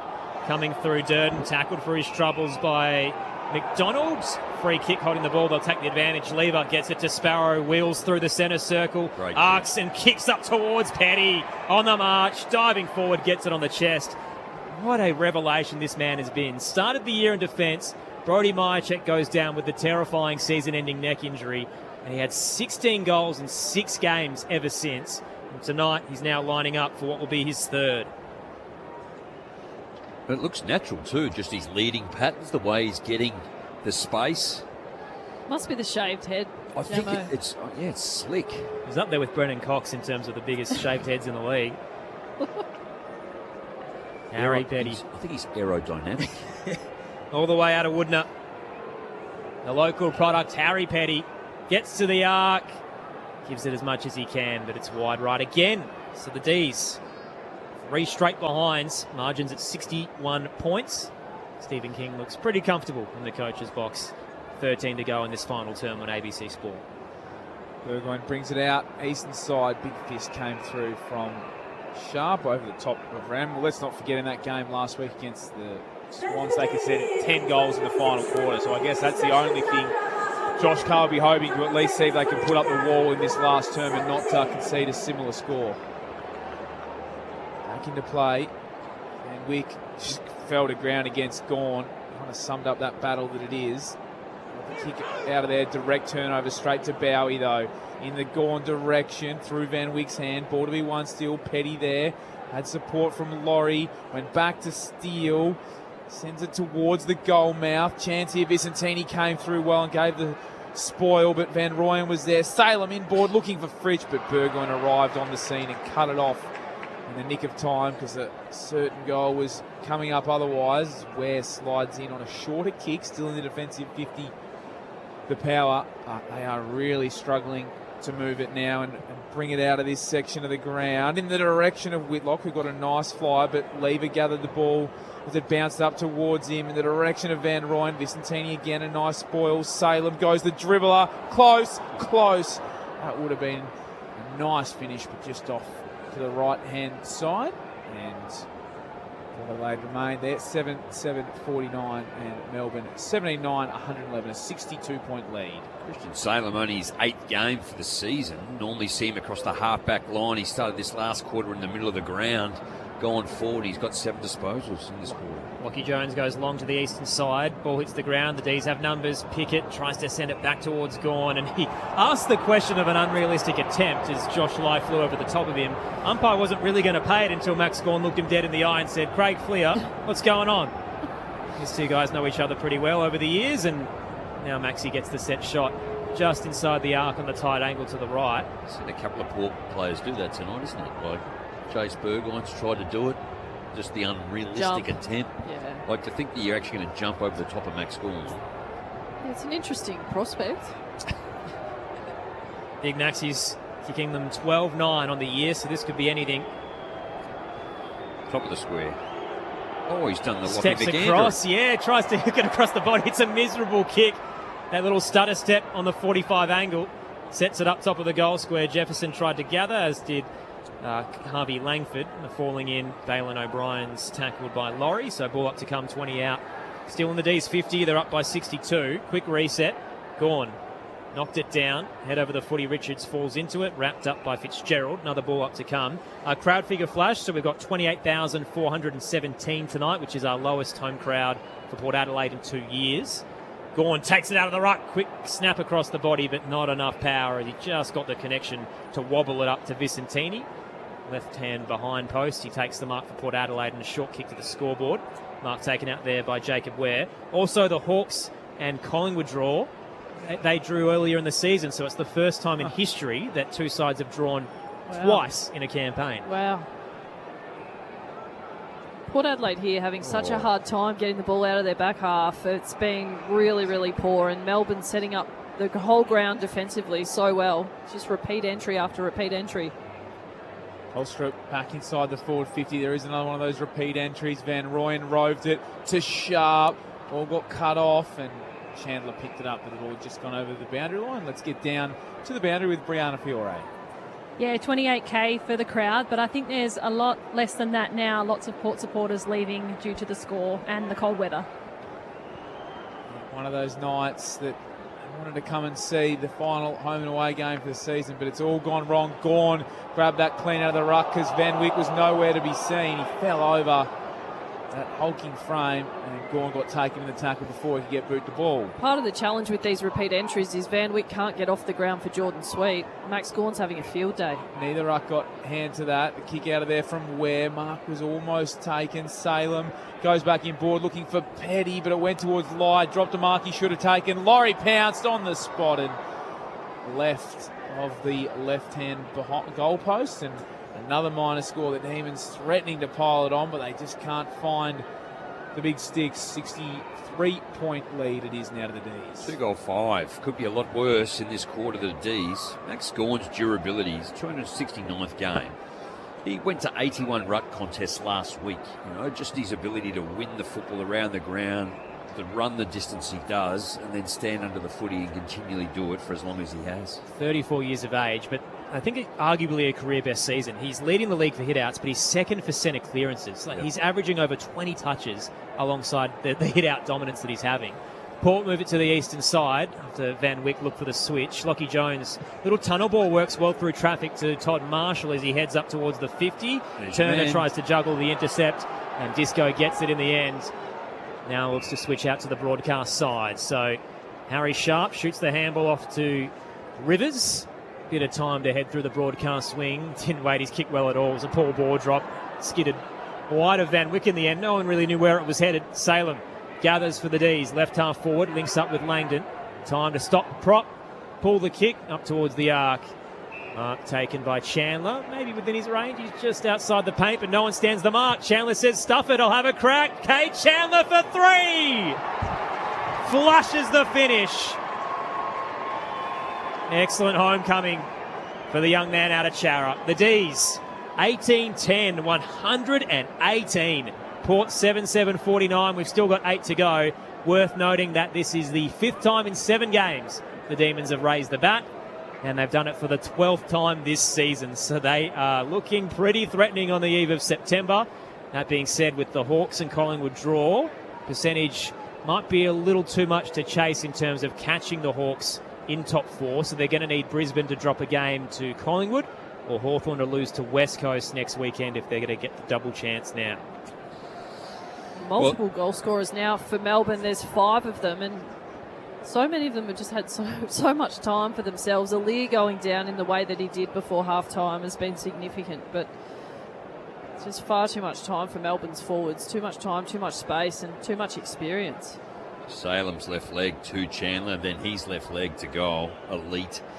Round 20, Brisbane beat Port by 59. Round 22, Sydney 97, and this is getting up there too.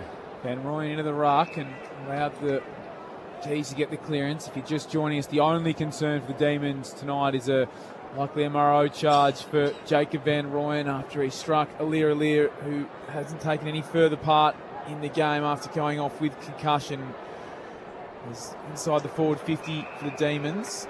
Langdon's handball was cut off by Balin O'Brien, and right on the arc it spills over. We'll have throw in. Bailey Fritsch leading the way for the Demons with 4 goals, 1. Chandler 3. Jefferson with 3 as well. Petty and Van Rooyen with 2 each. As Van Rooyen over the top of Sweet. Horn Francis sharked it. Then he ran into a wall and had nowhere to go, holding the ball. And it's Windsor who took him down. And Francis slowly gets back to his feet. It just has not been his night for all his efforts. Still had the 23 touches, but very hard for any Powder player to put their stamp on this contest. Super tackle from Caleb Windsor. Not many players in this league can catch Horn Francis in that way and put him on his backside. He's had a really good game. 1 goal, 1. Another set shot here from a difficult angle. But 12 disposals is that high half-forward role. It's been good. He's averaging just about 16 a game for the season. The pick 7 from 2023. Caleb Windsor has kicked the 7 goals this season. He did give this a decent fly. It won't make the distance. Petty was there, but it was Jordan Sweet who had front position and took the mark. And Petty say hi to each other, and then Sweet's pushed him while he's on the ground. So big power ruckman hasn't enjoyed the treatment from Petty. We're back up and moving, and Sweet brings it out, and Julie kicks it out on the full. That sums up the evening. The Demons still lead it by 69 points, and Petty and Sweet go on in the goal square. The ball's about to come back there with interest, you'd think. I think everybody's ready for the finish, but we've still got 7 to go. Christian Salem tried to tightrope the boundary line as he looked to place it in front of Bailey Fritsch. Missed in the end, but did stay in the field of play before it tumbled out. Port fans with a little Bronx cheer to see maybe if it was deliberate, but I think everyone knew what he was trying to do, just didn't pull it off, Lauren. He's one of the better kicks on the ground too, so really another example of what this game's been like. Tough season for him with the foot fracture. He's missed most of the campaign, so just trying to build towards September. Tossed in, Sweet takes it out of the ruck, tumbles it to the corridor. Cut off by McDonald. Uses Tolstrup.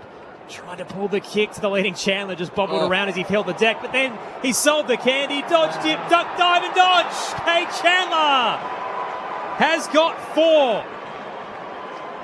And the Demons lead out to 75 points. It's becoming a procession now. 19-10, 124. Port Adelaide 7-7, 49. Still 6 to play on ABC Sport. Brianna Fiore's downstairs. The trainers have just run out to Van Rooyen. He looked like he was sort of holding his foot, perhaps, and stretching it out. So just keep an eye on him. You spoke earlier, Loz, about how Melbourne set up behind the footy defensively. And again, once they win it, they're all on the go. But that's an indictment on how Port Adelaide's defence was then. Just to fall to the ground, drop the football. 2 players couldn't tackle him, gets through that, then kicks a goal. That's exceptionally poor. You hear that chat about if people do media during the week, if they're going to play poorly or not, and you'd want to be playing well if you've done a bit of media. I know there's been a bit about Chandler and where he's come from. I'd say continue that, mate. You've had a ripper. Do it every week. Career high, 4 goals for Chandler. His milestone game. What a way to do it here today in game 100. As the centre clearance comes finally the way of the power, and Joe Berry sends it inside the forward 50, and Georgiades is infringed. Free kick going the way of Disco Turner. Why Disco? Front position. Front position. Why Disco? Must enjoy a good time. Might be able to ask him later if you're lucky. Maybe he can dance. Disco Bryans. I don't think it quite works, does it? No. Exit the defensive 50. The D's. Big fly coming from Jefferson. Pushing up the ground yet again. In front. Great contested mark. Sends it to Langton. Now over to Chandler. Chandler, he won't get a chance at a 5th because it's Sharp who's inside the forward 50, and Bailyn O'Brien got across and spoiled it. It's a rude reason, Jamo. So the players gave it to him because they reckon he has 2 left feet. So not really looking after him in terms of his kicking ability, but he's looked pretty good so far tonight. He doesn't need his boots if he's got the marking capacity. No, defensive work outstanding. Tossed in, Sweet takes it out of the ruck quickly under duress from Van Rooyen, who spins him the full 360. Ball up to come, still close to the light tower. Brianna Fiore downstairs in a moment. Quickly tossed up, Van Rooyen down, winds, gets the clearance out to the eastern side. Georgiades on the half volley, gathers, looks central. 45 kick, Zato just flings himself into the contest, put the body on the line against Tolstrup. Ball shoots wide. Langdon for the D's. He uses lever. Hospital handball to steal. Set upon. The power all over him. Tackled to the deck. Ball bobbled out. No whistle. That might be the worst of the lot. We'll get a stoppage just wide of the logo. Bree downstairs. Harrison Ram's just gone down to the rooms with one of the doctors, so we'll try and work out what's happening with him. Crowd getting one more chance to be frustrated this season here at Adelaide Oval before they put the cue in the rack as Steele has it on the wing. Almost slipped over, did Fitzgerald. He got the kick away just in time, and Harry Sharp marks it unopposed.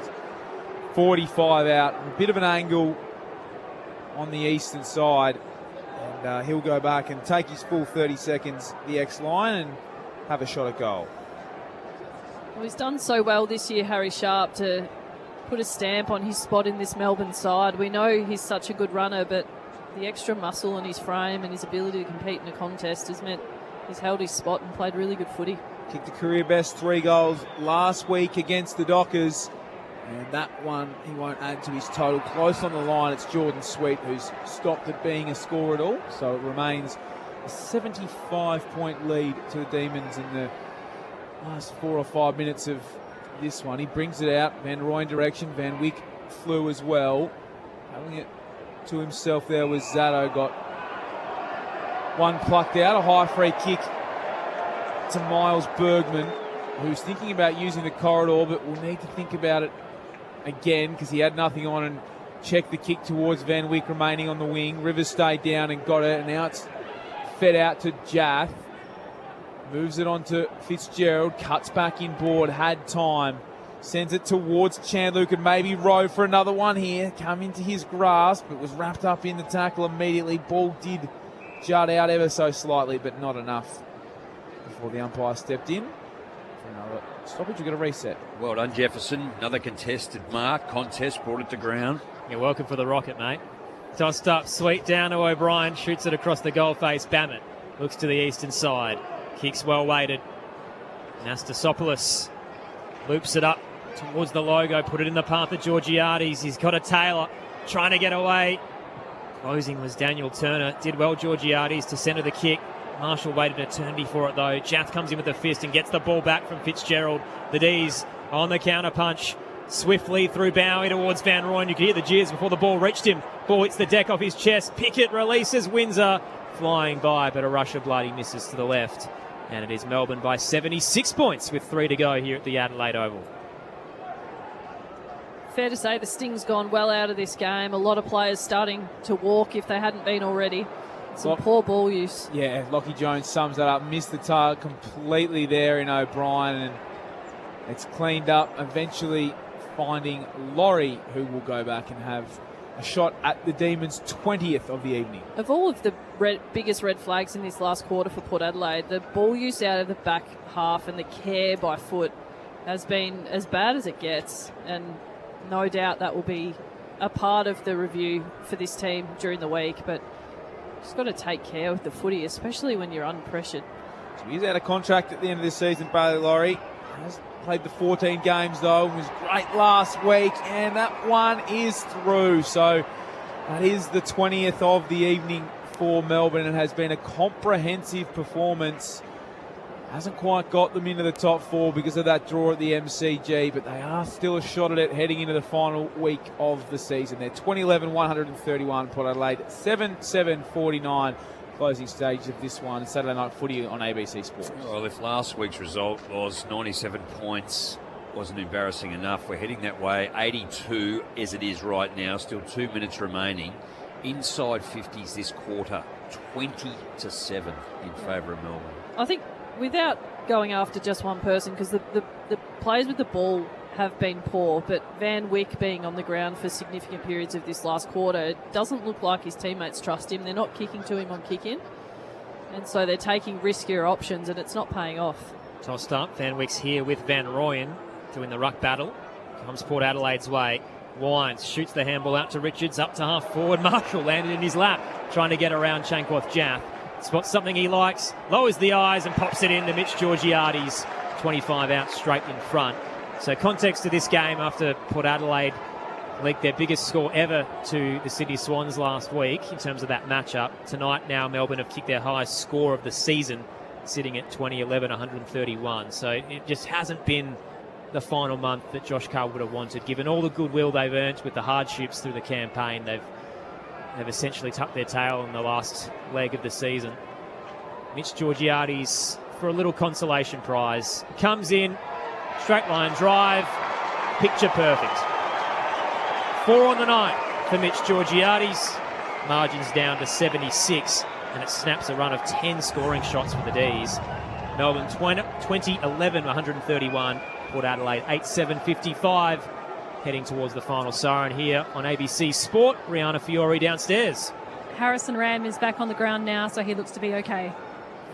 I think, in fairness to Mitch Georgiades, so much has been spoken about his inaccuracy, but to kick 4 goals straight tonight in a game where his team has maintained a level of inaccuracy and a minimal number of shots at goal, he's been really good and absolutely played his role. It's the reliance upon him, no loss, isn't it, too? There's only 4 goal scorers, and he's kicked 4. Jordan Sweet was the other one in the ruck. Corey Durden, small forward. Todd Marshall, one in the second quarter. Durden's on ball now. It's a beautiful tap from Van Wyk, albeit almost unopposed from Van Rooyen. Allowed the immediate centre clearance. Jaff cleaned up inside the defensive 50 though, and the handball's worked out to Rivers. Fitzgerald back to Rivers now. Had a little bit of pressure tucked into the boundary line. Final minute of this one. Can they get one more? The Demons off hands for Ram. Jefferson there. Jones got the handball away to Burgoyne, cut off by Salem, who spun out of the tackle. Bailey Laurie sent it inside the forward 50. No clean possession here just yet for the Powerers. Vicentini had his handball cut off. Fritsch, can he get another one? On the left, bit of a wobbly ball. He had a little bit more time, and well, he would have liked to have had his tally. He's already kicked 4. Couldn't add a 5th to the total. And 77-point lead it is for the Demons in the last few seconds. So percentage might not play a factor in the run home after the draw with Hawthorn and Collingwood, but the D's are right in the mix for that double chance now. It's going to be a thrilling finish next weekend.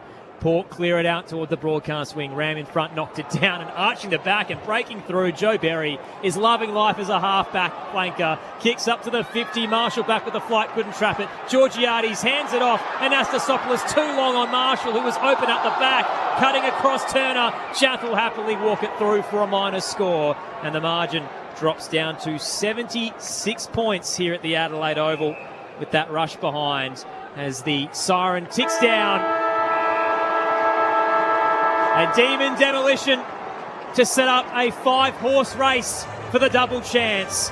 Melbourne demolish Port Adelaide by 76 points.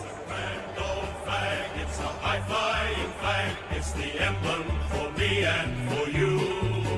It's the emblem of the team we love, the team of the red and the blue. Every heart beats true for the red and the blue, and we sing this song to you. Should old acquaintance be forgot, keep your eye on the red and the blue. They controlled the night in the final fortnight of the season. 7-1 to start the game, up by 36 at quarter time. Port Adelaide got a spray from Josh Carr and pushed back early, but the D's responded with 2 goals of their own. Margin 37 at the major break, blew out to 53 at three-quarter time. One-way traffic at the end. Melbourne raised the bat for the 5th time in 7 games. For the 12th time this season, 2012-132, they defeat Port Adelaide 8-8-56, with the only downside a looming suspension for Jacob Van Rooyen. It's a high-flying flag. It's the emblem for me and for you. It's the emblem of the team we love, the team of the red and the blue. Every heart beats true for the red and the blue, and we sing this song to you. Should old acquaintance be forgot, keep your eye on the red and the blue. A near perfect performance for Melbourne, who gained 4% on the night, pick up the victory as well. But as a result of the collision between Van Rooyen and Aaliyah, a stray arm that concussed the milestone man, who is thankfully out there smiling and shaking hands, we will potentially be seeing a suspension for the Demons talisman that could elongate to up towards a month and maybe cost him multiple finals, if not the season. We'll unpack it all very shortly on ABC Sport, give you the lay of the land in terms of the ladder with 3 games to come in round 23. Melbourne winners by 76 points at the Adelaide Oval.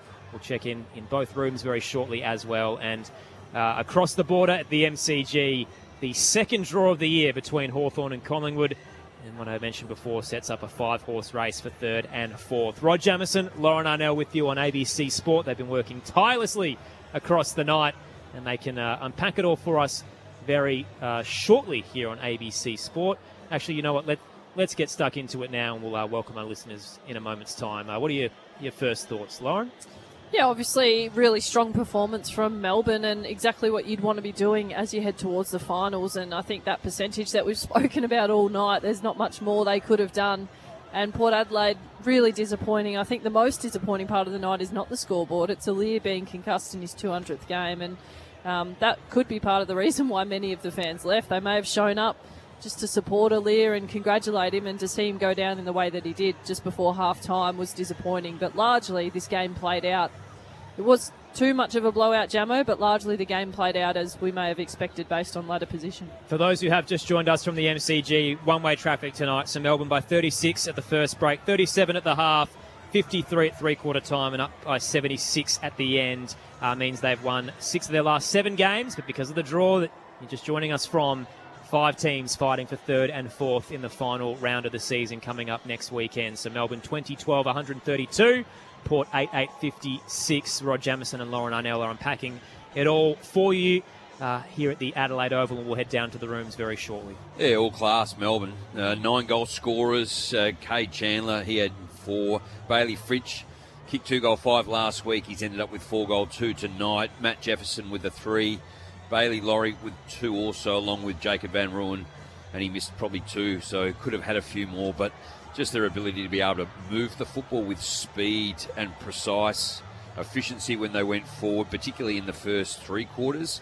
They had it a lot in that last quarter. It really blew out 22-10 inside 50s in the last quarter. Just multiple players that just played their role, used each other well, and their willingness to want to run for each other and their cleanliness around that contested. I felt Port Adelaide got sucked in a lot, like it was like contest, and it was 2 and 3 up, and then Melbourne would stay down around the contest, came to ground, out the side, the back or the front, and being able to spread and go hard. And it was a super impressive win. Yeah, and that the numbers and the work rate we spoke about a lot early in the game, and that was the gap from the beginning, Jamo. And having the numbers in the right position is one thing, but being as clean as Melbourne were, and the left foots, I know back in the day we saw a Hawthorn run of premiership success and how they leverage those left foot kicks in their team, but we've seen a number of tonight from Melbourne, and Harvey Langford at the front of that, Cade Chandler. I really like the balance that they've got in their team. And Max Gawn, the way that he's leading this side is exceptional. I don't think he had his best game. He was good, but I thought Jordan Sweet overall was better. And that's a testament to Jordan Sweet's year. Gawn still had a good game, but just the evenness for Melbourne. And while Fritsch kicked 4 goals and Chandler kicked 4 goals, there was such a nice spread of contributors. And throughout the call, thinking about a player like Stephen May, who came out of that side late in the preseason, was it, guys? Relatively late in the preseason, and to see someone like Dan Turner, he's a very offensive defender, but to be able to defend in the way that he is, and the system that they have in that back line of how they're supporting each other and peeling off in the right moments, it looks really, really good. And I'm going to be so interested watching how they go in the finals against genuine finals teams, because they just dismantled Port Adelaide tonight. It has felt like the optics have shifted a little bit for Melbourne, where, yes, Stephen King's first year, they've done tremendously well through the campaign against the adversity of losing some stars and essentially starting again under a new system. But you get past the buys where you go, they're very competitive. And then in the last month and a half, it's changed from, this is a side that is quickly going to become very good to, they're actually already there. And now they're going to be a serious threat in September. Just a matter of where they finish. And right now it's, so tight in terms of that double chance for the 4. The Ds will essentially need Brisbane or Hawthorn to drop their games to the Pies and the Eagles, because the percentage might just be too much. But as we saw today, there were a few chances at some upsets in the draw I don't think many people saw coming. So, there's every chance Melbourne could find their way maybe out west and playing Fremantle in the first week. And if they aren't, a home final at the G, where they've been so good through the year, isn't the worst case scenario either for an elimination final. And that's the whole chat for Melbourne, in my opinion, is like we know where the finals are going to be played and where the grand final is played is at the MCG. And this is their home ground and they play well there. And I just think that leans heavily in their favour to win.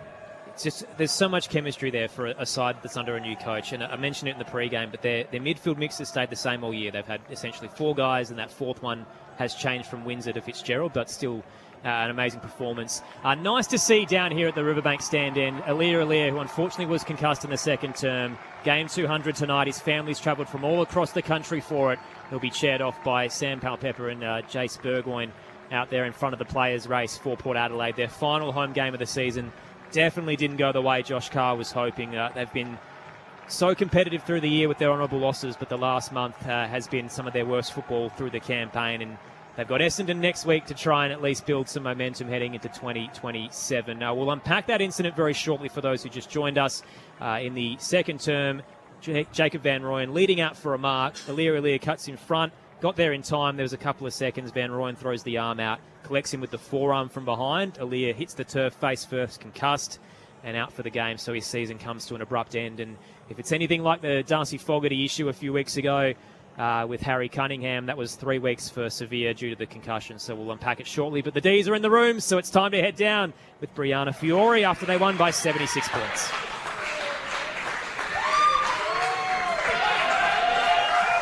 Lots of cheers as they come into the rooms. They're about to sing the song. Big yawn from Cosy Pickett.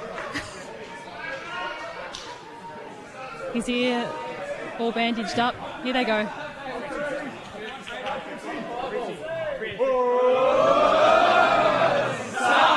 Grand old flag, it's a high-flying flag. It's the emblem for me and for you. Woo! It's the emblem of team we love, team of the red and the blue. Every heart beats true for the red and the blue as we sing this song to you. What is it? Should all the great tents be forgot? Keep your eye on the red and the blue. He's going to try. I do. He didn't try. An emphatic song down there in the room as we'll get some reaction with Bree very shortly in both camps. We're with you for the next half an hour and a bit, so if you do want to get in touch, the text line tonight, 0437 774 774. So the Hawks and the Pies with a draw at the MCG. First time in history that two sides have drawn twice in a campaign. Sets up this thrilling finish to September. Earlier today, Geelong and Brisbane winners to keep their top 4 hopes alive, and St Kilda with a narrow chance of squeezing into the wildcard if Carlton can drop their last 2 games after defeating Richmond by 49 points. For those who weren't with us, Lauren, I'll throw it to you, Braden. Just describe the scene for us in terms of the incident and how it all played out with Jacob Van Rooyen and Alia. Yeah, well, Jacob Van Rooyen was leading at the left the radio dial, the hill stand end, the cathedral end, and was leading kick inside the forward 50, and Alia floated in front of him at the last minute. He would have seen him. Lauren and I were discussing this obviously at halftime. Would have seen him to a degree. He floats in behind it to take the mark, and relatively late or very late, he puts up his hand, Van Rooyen, and it is a bit of that swinging arm. And Loz was 100% spot on that it wasn't your normal marking motion, the way that it swung. And by the end of it, it basically looked like he clotheslined him, and Alia was out before he hit the deck and slammed into the deck. And you knew it was bad straight away. And the one that immediately came to mind was the Darcy Fogarty incident at the SCG only a month or so ago. That was more of a tackle than a marking contest as such, but it was still that swinging arm, and that resulted in a 3-week ban. So the way these things are adjudged, you talked about the matrix earlier and what it's run through, I think at minimum it likely comes out at a 3-week ban. And if you look at how crucial Van Rooyen has been this season, so he's played every game, he kicked 2 goals I think tonight, so that's 42 this season. He's been really accurate as well, and previously his best was 30 goals, so he has gone to a whole new level under Stephen King. I think that 30 goals was 2024, so he's already gone far in excess of that.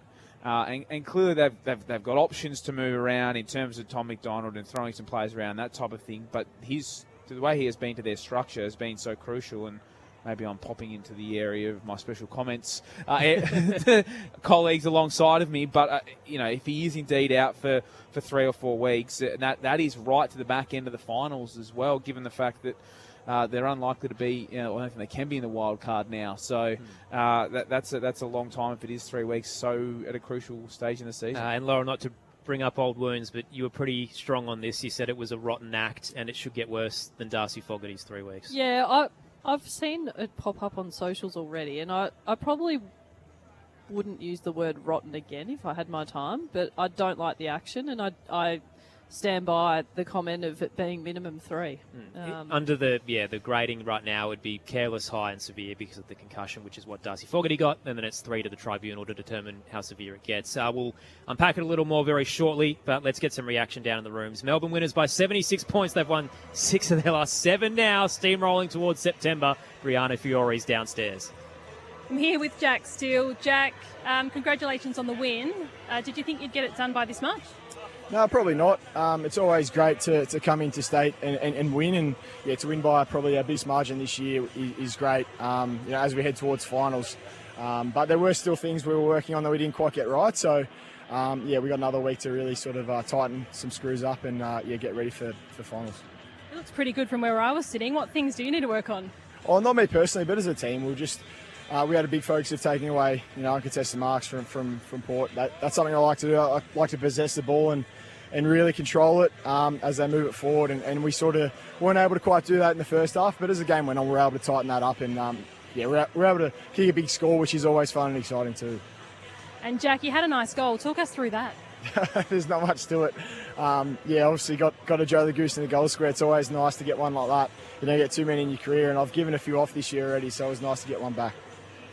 Alia was subbed off. He didn't look too well. Do you think Van Rooyen will be in a bit of trouble? It's hard for me to comment on, really, because I was on the bench at the time. I didn't see the incident at all. Obviously, he got concussed, which is never good, and it was his milestone game, which is so sad to see. But we'll have to wait and see what the tribunal says. Let's throw it up to the team upstairs. Yeah, Jack, Rod Jamieson, great win tonight. Adelaide Oval hasn't been too kind to you, and head-to-head Port Adelaide either, so huge win. The only area I could see that you could improve tonight was the clearance work, maybe centre clearances and stoppage clearances. Yeah, no doubt. That's something that we spoke about throughout the course of the game as well. It was something it is something that has been a strength of ours across the course of the year, but for whatever reason, we got taught a lesson tonight. So, it's always great to get reminders here and there and things to work on as the season goes on. So that's something we'll look at during the week and look to get better at. But they did certainly teach us a good lesson. What about Harrison Petty's move up forward? How good he's been? He's a star athlete and player and human being. We've obviously seen what he's capable of doing down back, but I think Stephen King's loving the fact that he's got a pretty decent swingman that he can push forward. And when he gets a good run jump at it, his hands are above everyone else's, and he's got absolute bucket. So it's great to have a player like that in our team to be so versatile. Christian Salem's only his 8th game. He's injured earlier this year, but great to see him back in the team. Yeah, he's just an experienced player that is always good to come into the side. I suppose this late in the year as well after his injury, but he's a quality player and you can sort of put him anywhere really, and he's happy to play. He's also one of those players that's so versatile, and King loves those sorts of players in the team. So it's good to get him in the back half of the year. Jack, a really impressive team win and what looked like solid contribution from everyone out there tonight. So well done on that one. I want your thoughts on Dan Turner. He's obviously seems to be an offensive defender, but his defensive craft tonight in key moments seemed really good.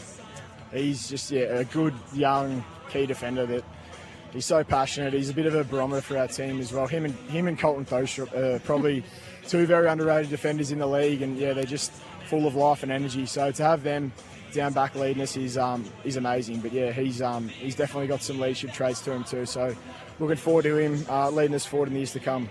Can you talk to us as well about Cade Chandler? I really enjoyed his work up forward, obviously with the 4 goals as well. He's been on Media Street this week and capitalised having a ripper game tonight. Yeah, I didn't realise he kicked 4. I remember a couple of crackers that he kicked, but to get 4 in his milestone game's great, and he deserves it. He's a workhorse. We've got so many good role players in our team, and he is a role player, but he's also a bloody star, and he's a great person too, so he deserves everything that comes his way. But him and Harry Sharp and Bailey Laurie, they're the ones that just sort of run up and down the ground all day. So to see him get rewarded with four goals today is just great.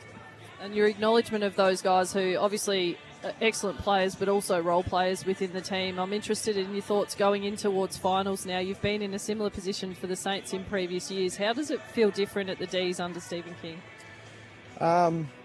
Just a lot of excitement, really. Like, obviously, the year we've had's been great, but it sort of counts for nothing if we get to finals and don't show up. But I feel like with stretch in the back half of the year, I think we've only dropped one game since the bye. It's just given the group so much, confidence and belief in our system and what we want to do. So, we're feeling really, really dangerous. I know we've joked about being fun and dangerous all year, but we certainly are feeling dangerous right now. So let's, it's important that we really just keep rolling in the finals.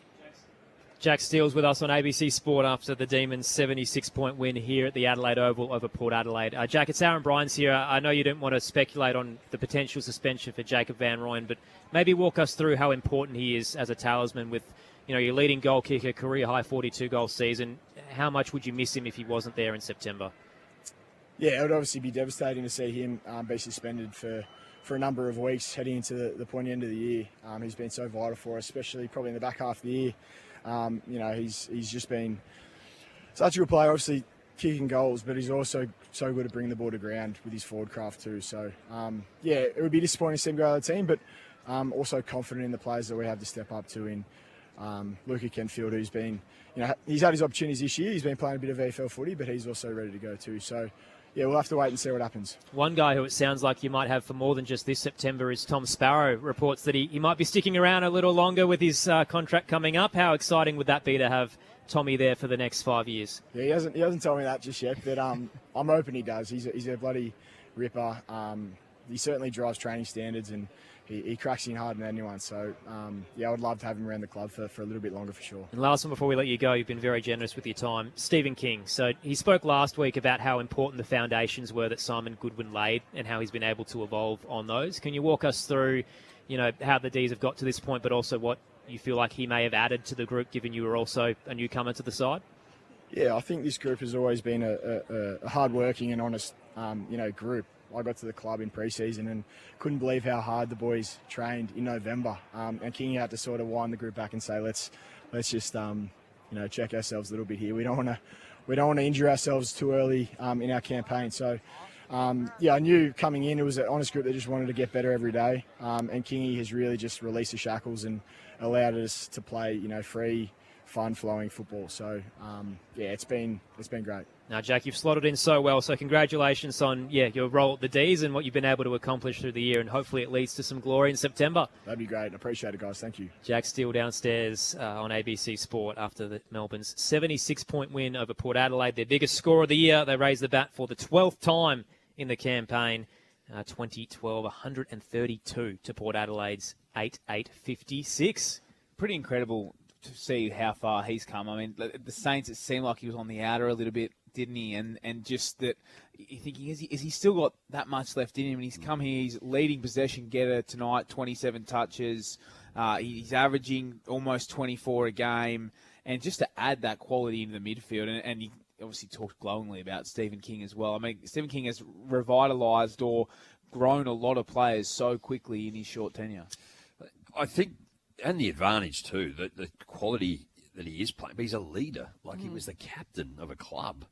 So I don't know what went on within the four walls at St Kilda too, but I just think, again, how you get the opportunity to go to a club, you get presented with that, a big Melbourne club, and he steps up, and whether it's a defensive role or an offensive role, he was tremendous tonight.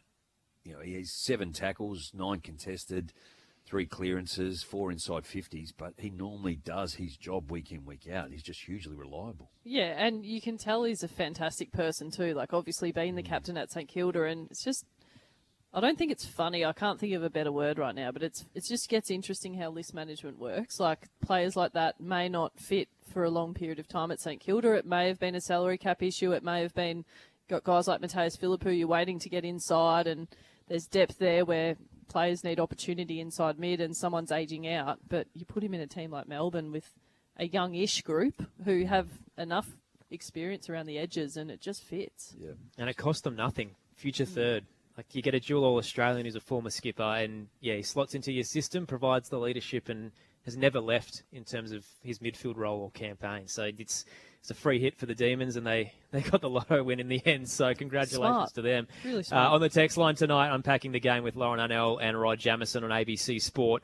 0437 774 774. Brett in Canberra says, "Hey team, I can't help but think the Demons players are lifting for Neil Danaher this season." And David from Sydney loved the call, said, as he did earlier in the year against Brodie Grundy, Jordan Sweet outpointed Max Gawn, kicking 2 straight and defeating him in the hitouts after 2 big scalps. Surely Jordan Sweet must be one of the most, if not the most, improved player in the competition. Big shout there from David in Sydney. I don't mind it, though.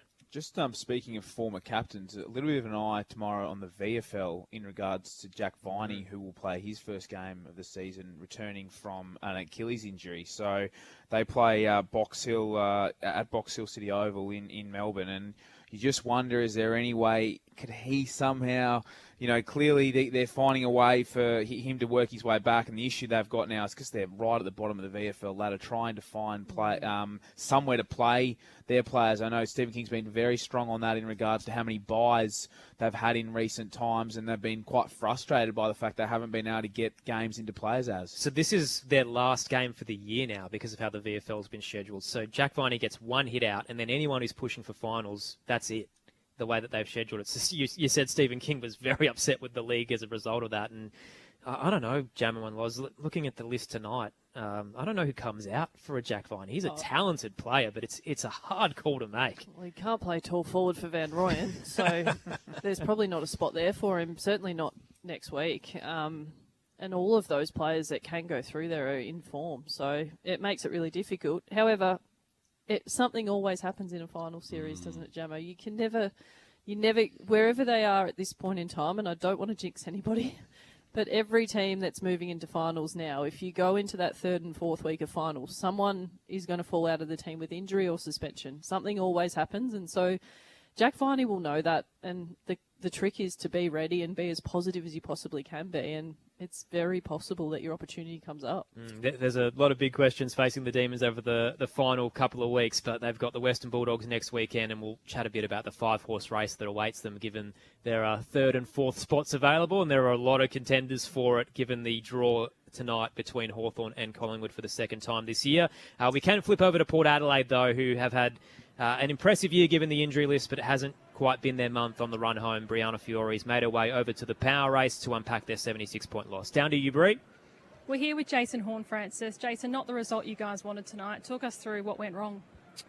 Well, there was a little bit that went wrong, obviously. When you lose by that much, there's obviously breakdown somewhere, and they killed us off the turnover game, and we were struggling to defend the ground when they come back at us, and I thought we were okay at stoppage, and it was probably just the what next part, and just not playing our roles everywhere. Whether that's the forwards, putting pressure on us mids, doing our job on the what's next part, and defending, the ball coming out. There was a few breakdowns, so it's obviously disappointing to get that result.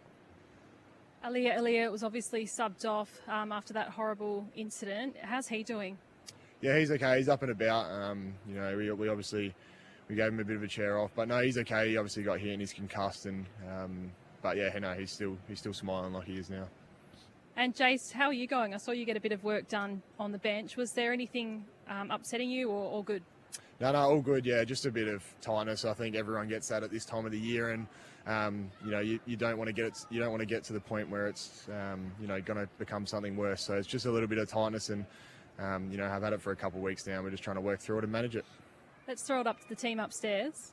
Jace, it's Loz Arnell. Well done, even just for playing tonight. I think there was a big scare through the whole footy community with that knee last week. So great to see you out there. Keen on your thoughts in a positive light. Jordan Sweet, thought Max Gawn played well, but Sweetie was even better. Yeah, he was good. When a challenge gets, brung on Sweetie, he takes it and he responds really well. And, he did that tonight. And obviously we know what calibre player Max is. And, we think Sweetie can get to, them heights. And he showed tonight that he's a premier ruckman of the competition. And it was, good to just give him the challenge. And he kind of took it with two hands and played a good game tonight. And Dante Visentini moving into defence in the last couple of weeks, especially with Aaliyah going down just before half-time. What are your thoughts on him going back? Does it surprise you that he's been as good as he has, or what have you expected in that area from Viz? No, it doesn't surprise me, to be honest. You know, he's one of them blokes that whenever he gets given a role or, you know, a position change or something like that, you know, he just wants to, you know, be the best at it and try and improve, you know, every day. And that's, you know, one of the blokes at the club that just tries to improve all the time, and he, you know, loves the challenge of doing something new. And, you know, when he found out he was going to play back, you know, he was doing research, he was asking questions and all that kind of thing. So it doesn't surprise me that he's, you know, in the form that he is now, and he's just playing his role, and that's what we need from players. Jason, Rod Jamieson, what about the emotional toll the last 4 weeks? You've had 3 losses in excess of 10 goals. How are you holding up? One more to go. Yeah, one more to go. So, but no, it's definitely been tough. Like they're tough losses to cop. You know, probably throughout the year and early stage of the year, we've been playing our brand and kind of just not getting over the line, being, you know, beat by the better side. And at the moment, it's just, you know, a few parts of our game that are breaking down. It's a bit disappointing, like our fundamentals and that kind of thing. And yeah, they're obviously hard losses to take, but, you know, we just need to stick together and keep moving forward, stick to our process. And, you know, we're big on our process and that our process works. So if we can stick to that, we'll be all right in the long run. And Josh Carr at quarter time. Have you seen that before? I have. He's given us midfielders a spray like that one time. So no, I have seen it before, but we definitely needed it. We weren't being strong enough around the ball and we were coughing it up too much, and that was just fueling their game, and that was the main message about that. Hey, Jason, while we're on Kari, I think he's had a tremendous campaign given the hardships, and he's so raw, and I love the honesty as a senior coach. How have you found him, I guess, transition from Ken Hinkley now into that senior role? The differences and maybe the pros that Josh has brought to the role? Yeah, no, he's been really good, and I think we were lucky that we kind of had him at the club already. You know, when Kenny was there and he was our mids coach, and he was kind of implementing a few things that obviously he wanted to, you know, bring in when he started coaching. So, you know, it's been a good transition, and like you said, he's very process, you know, kind of driven, and you know, he's telling us that the process works, and we're kind of believing that. And you know, obviously these losses don't help, but the way we're defending the grounds, you know, trying to be much more efficient. And I think, you know, the early stages of the year, we were doing that really well. I think it's just breaking down a little bit, but, you know, we know when we do it well and get our process right, then it stacks up. It's hard to see silver linings in injury crises, but sometimes they create opportunities. And regardless of what happens with Zach at the end of the year, it looks like you've found some midfield options with Jace Burgoyne and Joe Richards. How are you finding the mix heading into 2027? Yeah, it's been good. I think we've complemented each other really well. You know, Jace has come in there and he's got his opportunity to play in there. You know, he wants to be a midfielder, and, you know, he's getting that time in there now, and he's showing why he's probably, you know, meant to be a midfielder, and he's playing really well. And Joe Richards just, you know, he's workmanlike and just does what the team needs all the time, and works his ass off. You know, whether that's at the club during the week or that's in the game, you can just see it. So they've been really good, them boys, and then their transition to probably getting more midfield time has, you know, helped them a lot and helped our team out a lot. And just before we let you go, Jason, a big week for the footy club. Despite, the difficulties of the year, you get 28,000 true believers out here tonight who've been here for the last month as well. You get the record 80,000 members, and you get to farewell Alfie and Bobby tonight with the celebrations through the week. Just walk us through, you know, being inside the four walls at Alberton, and even though it hasn't been the campaign you've wanted, how everybody's rallied together. Yeah, it's obviously been a big week. We've had, you know, old Bob and Alf, and they've been at the footy club for so long now, and they're true warriors of the club, and they epitomise what it means to be a Port Adelaide person. And, you know, we have to celebrate them people that are always there and always showing up and, you know, doing the little things. And that's what our club's about, and they've been, you know, great at that for, you know, their whole time they've been here. And, you know, I've only been a short part of it, but it's been tremendous what they do. And, yeah, you have to celebrate them. Obviously, it was tough tonight, but we still got to celebrate them, and they've got one more week to go. So, you know, we'll continue to celebrate them, and they're welcome, you know, anytime. Last quick one for you. We know Stewie Jew was a little hesitant during the week, as was Josh Carr, about Zach playing next week. How do you feel about his chances? Well, he's still getting through things, and, you know, he's trying his best and trying his hardest and doing everything that he can to try to play. So, you know, it's just fingers crossed at this point. If he can get up, he gets up. But, yeah, we'll just see how he goes. And, you know, he's just going to stick to kind of, you know, doing Zach and, you know, giving himself the best chance to get out on the park next week. So we'll see how we go. We're wishing you the best for the final game of the season, Jason. Thanks for your time. Thank you. Jason Horne-Francis downstairs there after Port Adelaide's 76-point loss to Melbourne. So as you kind of touched on through it, Jamo, it's been a hard month for the footy club, who accomplished a lot given everything they had to overcome. But it's just been, can we get to the end of the season, I think, in the last few weeks with, the big loss to Sydney and now, Melbourne getting to 132, their season high. I think just your own experiences sometimes. I remember in 99 when we just could not wait to get to the end of the year. And our last game was against the Kangaroos there, and we got belted by 13 goals, I think it was, in the last game at home. Multiple players retired. I retired. Blighty, it was his last game, and just feeling as to looking back at the last 3 weeks particularly and how they've lost and lost big, and going to Melbourne now to take on Essendon. Essendon will flip it the other way and go, right, here we go. Can we win one in our last home game? Port Adelaide in a position where all their injuries are and they've just been beat up and they'll want to get through, and you just hope that they go out the right way. Let's not forget, this is how their season ended last year as well. They had all those, Horne-Francis had gone in for surgery at this point, so had Bergman. This has been an earlier run of injuries, so it has been worse. But again, we talked about the goal-kicking pre-game. It's the injuries as well, ending years where you're just fighting to get to the finish line. They had that, that famous win to send off Ken Hinkley last year. Yeah. This one, as you say, you lose to Essendon, and that's just another blow at the end of the year if they can't get that last one done. I think Essendon, they've had their fair share of battles, haven't they? When you talk about injuries there, they were lucky to put a team together at one point. They had more injuries than they did people available to be fit. Is it worrying, Loz, though, that Josh Carr acknowledges during the week that players are fighting for their careers and then they turn up like that in the first quarter? Like, we thought maybe they might have had a bit more fight given what was at stake. Yeah, I think the first quarter was really, really poor, and we spoke about that throughout the call. And I also think Melbourne were exceptional. Port Adelaide got caught on the back foot, and without being too harsh, I do think the quality of the 23 that were named for Port Adelaide tonight is not anywhere near Josh Carr's best team, and that's part of it. Like, you've got a team in Melbourne who are absolutely firing, ready to go for finals. They're going to come out and play well in that first quarter, and the effort we spoke about through the call, and it wasn't good enough from Port Adelaide in that first quarter. But also then you look at the talent level and the class and the experience of a whole group of players out there for Port Adelaide tonight. You didn't expect exactly the same scenario, but it's not completely surprising. Speaking of the lay of the land, it's a good transition. So AFL Sunday tomorrow to unpack all the action today from 12 Eastern with Matt Clinch and Cameron Ling. 3 games of footy to wrap up round 23. So the Giants and the Eagles from 1 Eastern. The Bulldogs and Carlton is the big game of the day, 2:30, to dictate a lot of finals positions. And then Essendon and Sydney to wrap it up from 4:30. The cricket as well, day 4 action tomorrow from 10 a.m. Eastern Standard Time through the cricket button. The Aussies are in a bit of trouble. They're trailing by 67. Bangladesh have an innings in hand as well, and the Aussies are 4 for 161. So state of play. So Freo, minor premiers, locked away, defeated Adelaide Friday night. Sydney's essentially guaranteed second as well. The percentage gap is just too big on Brisbane. They're ahead by 15% right now, so you'd think that's essentially settled now that Hawthorn had the draw against Collingwood. So top 2, Freo, Sydney, done. Then you go anywhere downwards, it could be anybody. So Brisbane sitting in third after their win in the Q Clash with a percentage of 119. Hawthorn are 2% behind them after the draw with Collingwood. So 2 draws in the year, levels the playing field. Brisbane have Collingwood Friday night. Hawthorn have West Coast. So you'd think the Hawks have a chance to make up that ground given the lighter opponent. But Brisbane at this stage are ahead of them by 2%.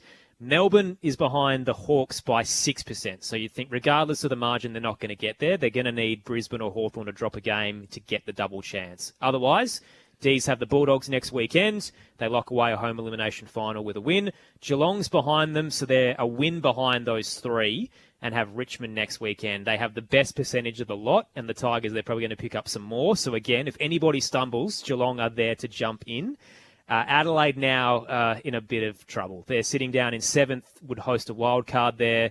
The loss to Fremantle means their percentage is quite low down. They've got the Giants next weekend and the game behind everybody else. So they need a fair few to fall over if they're to get the double chance, let alone maybe a home elimination final. Collingwood sitting in 8th with the draw now, so a game behind the Crows. They can't really get towards the top 6 again unless there was some dramatic results because their percentage is no good. So Collingwood's going to play a wild card final likely at home at the G. they might get Carlton the way things are going. So the Blues have the Dogs tomorrow. They're sitting in 10th, and then they've got that final game to come as well the weekend after against the Dockers, which is a dicey one there. But Bulldogs in 9th right now, so that's why tomorrow afternoon's game is so big, because you've got 9th and 10th playing each other for who might have Collingwood in the first week of the wild card. But that's the lay of the land. It feels like there's definitely the groups that have been sorted, and that 5-horse race for 3rd and 4th will come down to the last weekend, which is exactly what the AFL would have wanted and what we love as footy fans as well, Lauren. Such a close season. I just had a quick look at last year's, the end of just before finals, what the ladder looked like, and 60 points on a ladder gets you sort of 7th and 8th, and that's where 3rd is right now. So it's been a much more even season beyond Freo, really. And then I don't know, the Crows, I know there's a lot of anxiety around the Crows, but finishing 7th, you're saying they'll host a home final. Yeah, which would be a wild card. Yeah. If they finish 7th. I'm suggesting that might not be such a bad thing. They might get the Western Bulldogs, and given the injuries with Tim English, Bontempelli will come back. That's not the worst case scenario. Yeah, it's a nice way to get you into elimination final, which would then likely be against Geelong. So that would be at the MCG. And they're on their own roller coaster. Like what you've framed is Geelong very possibly end up top 4 based on their percentage. Tell you who the big winner of tonight is, Brisbane. So Hawthorn with the draw now falls below the Lions after the Q Clash win, and they're probably getting Sydney in the first week now. And the reigning premiers going for the three-peat, who were nowhere in the midway point of the season, have again done it and surged towards September. And the Swans are probably the most vulnerable side of the contenders right now. They've been up and down. They've got some absolute superstars, but you'd rather them than Freo if you had your choice. Yeah, absolutely. There's no doubt about that. Freo are incredible and have earned their right to finish top of the ladder. But yeah, I'm looking at the ladder right now. I don't think it's so bad. And I'm not a Crows supporter, clearly, but I don't think it's so bad if they finish 7th and host a final at Adelaide Oval. No, it's more the fact that you've got 5 teams that might finish on the same wins. And that's, the state of play. It might come down to percentage. Yeah. And, they've let a couple of games slip like the showdown. They might have, should have won, and they'll look back on that. But every team drops ones like Hawthorn tonight with the draw. Dylan Moore gets the set shot from 45 out. Doesn't have the journey, and that costs them the extra 2 points that would have had them in third. Hawthorn's percentage, like a week or two ago against Brisbane at the Gabba, that was an absolute clean out. Just makes a thrilling finish in the end. Who are you picking at this stage? If we say maybe ignore Fremantle, who are currently clearly top of the table, minor premier. Talking about the race, maybe out of the final 5. Who do you think gets 3rd and 4th? Well, I think Brisbane having the opportunity now to host home finals and that percentage that they've got, you can't look past them. That experience in that side, the balance in that side, and adding Sam Draper, that's a very strong team. And given I'd expect they host at least one final at the Gabba, you're laughing. Jammer, who do you reckon rounds it out? Oh,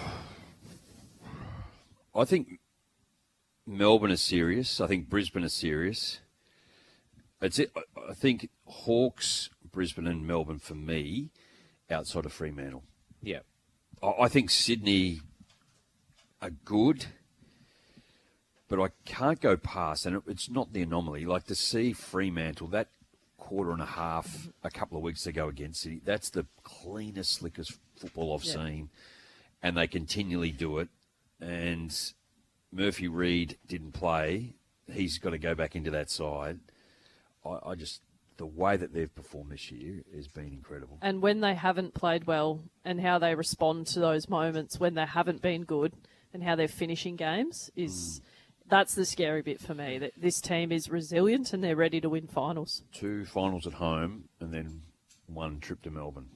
I was there last night and it was pumping. I mean, the way they can just turn it on as well. They to watch them live, it's just incredible, their speed on the ball and the way it seems like the game can be going against them and they just go bang and it's within a couple of minutes it's completely changed. Surely if you're a Freo fan, you would have booked flights in a hotel room in Melbourne for the last weekend of September. Surely you've just got ahead of that. I think my only mentality with it is that Fremantle's biggest rival is themselves. I think that it's theirs to lose, but they're an accuracy in front of goal. At times they can panic under pressure. I think they're the clear best team, but they haven't been here in a while, and who knows what the September pressure can do to you. We're running out of time very quickly. Who's got the votes for Port Adelaide and Melbourne tonight? Really hard to actually pick, but I'll go this way. Jordan Sweet, 1 vote. I thought his game was exceptional tonight, and I think he's been a clear standout for Port this year.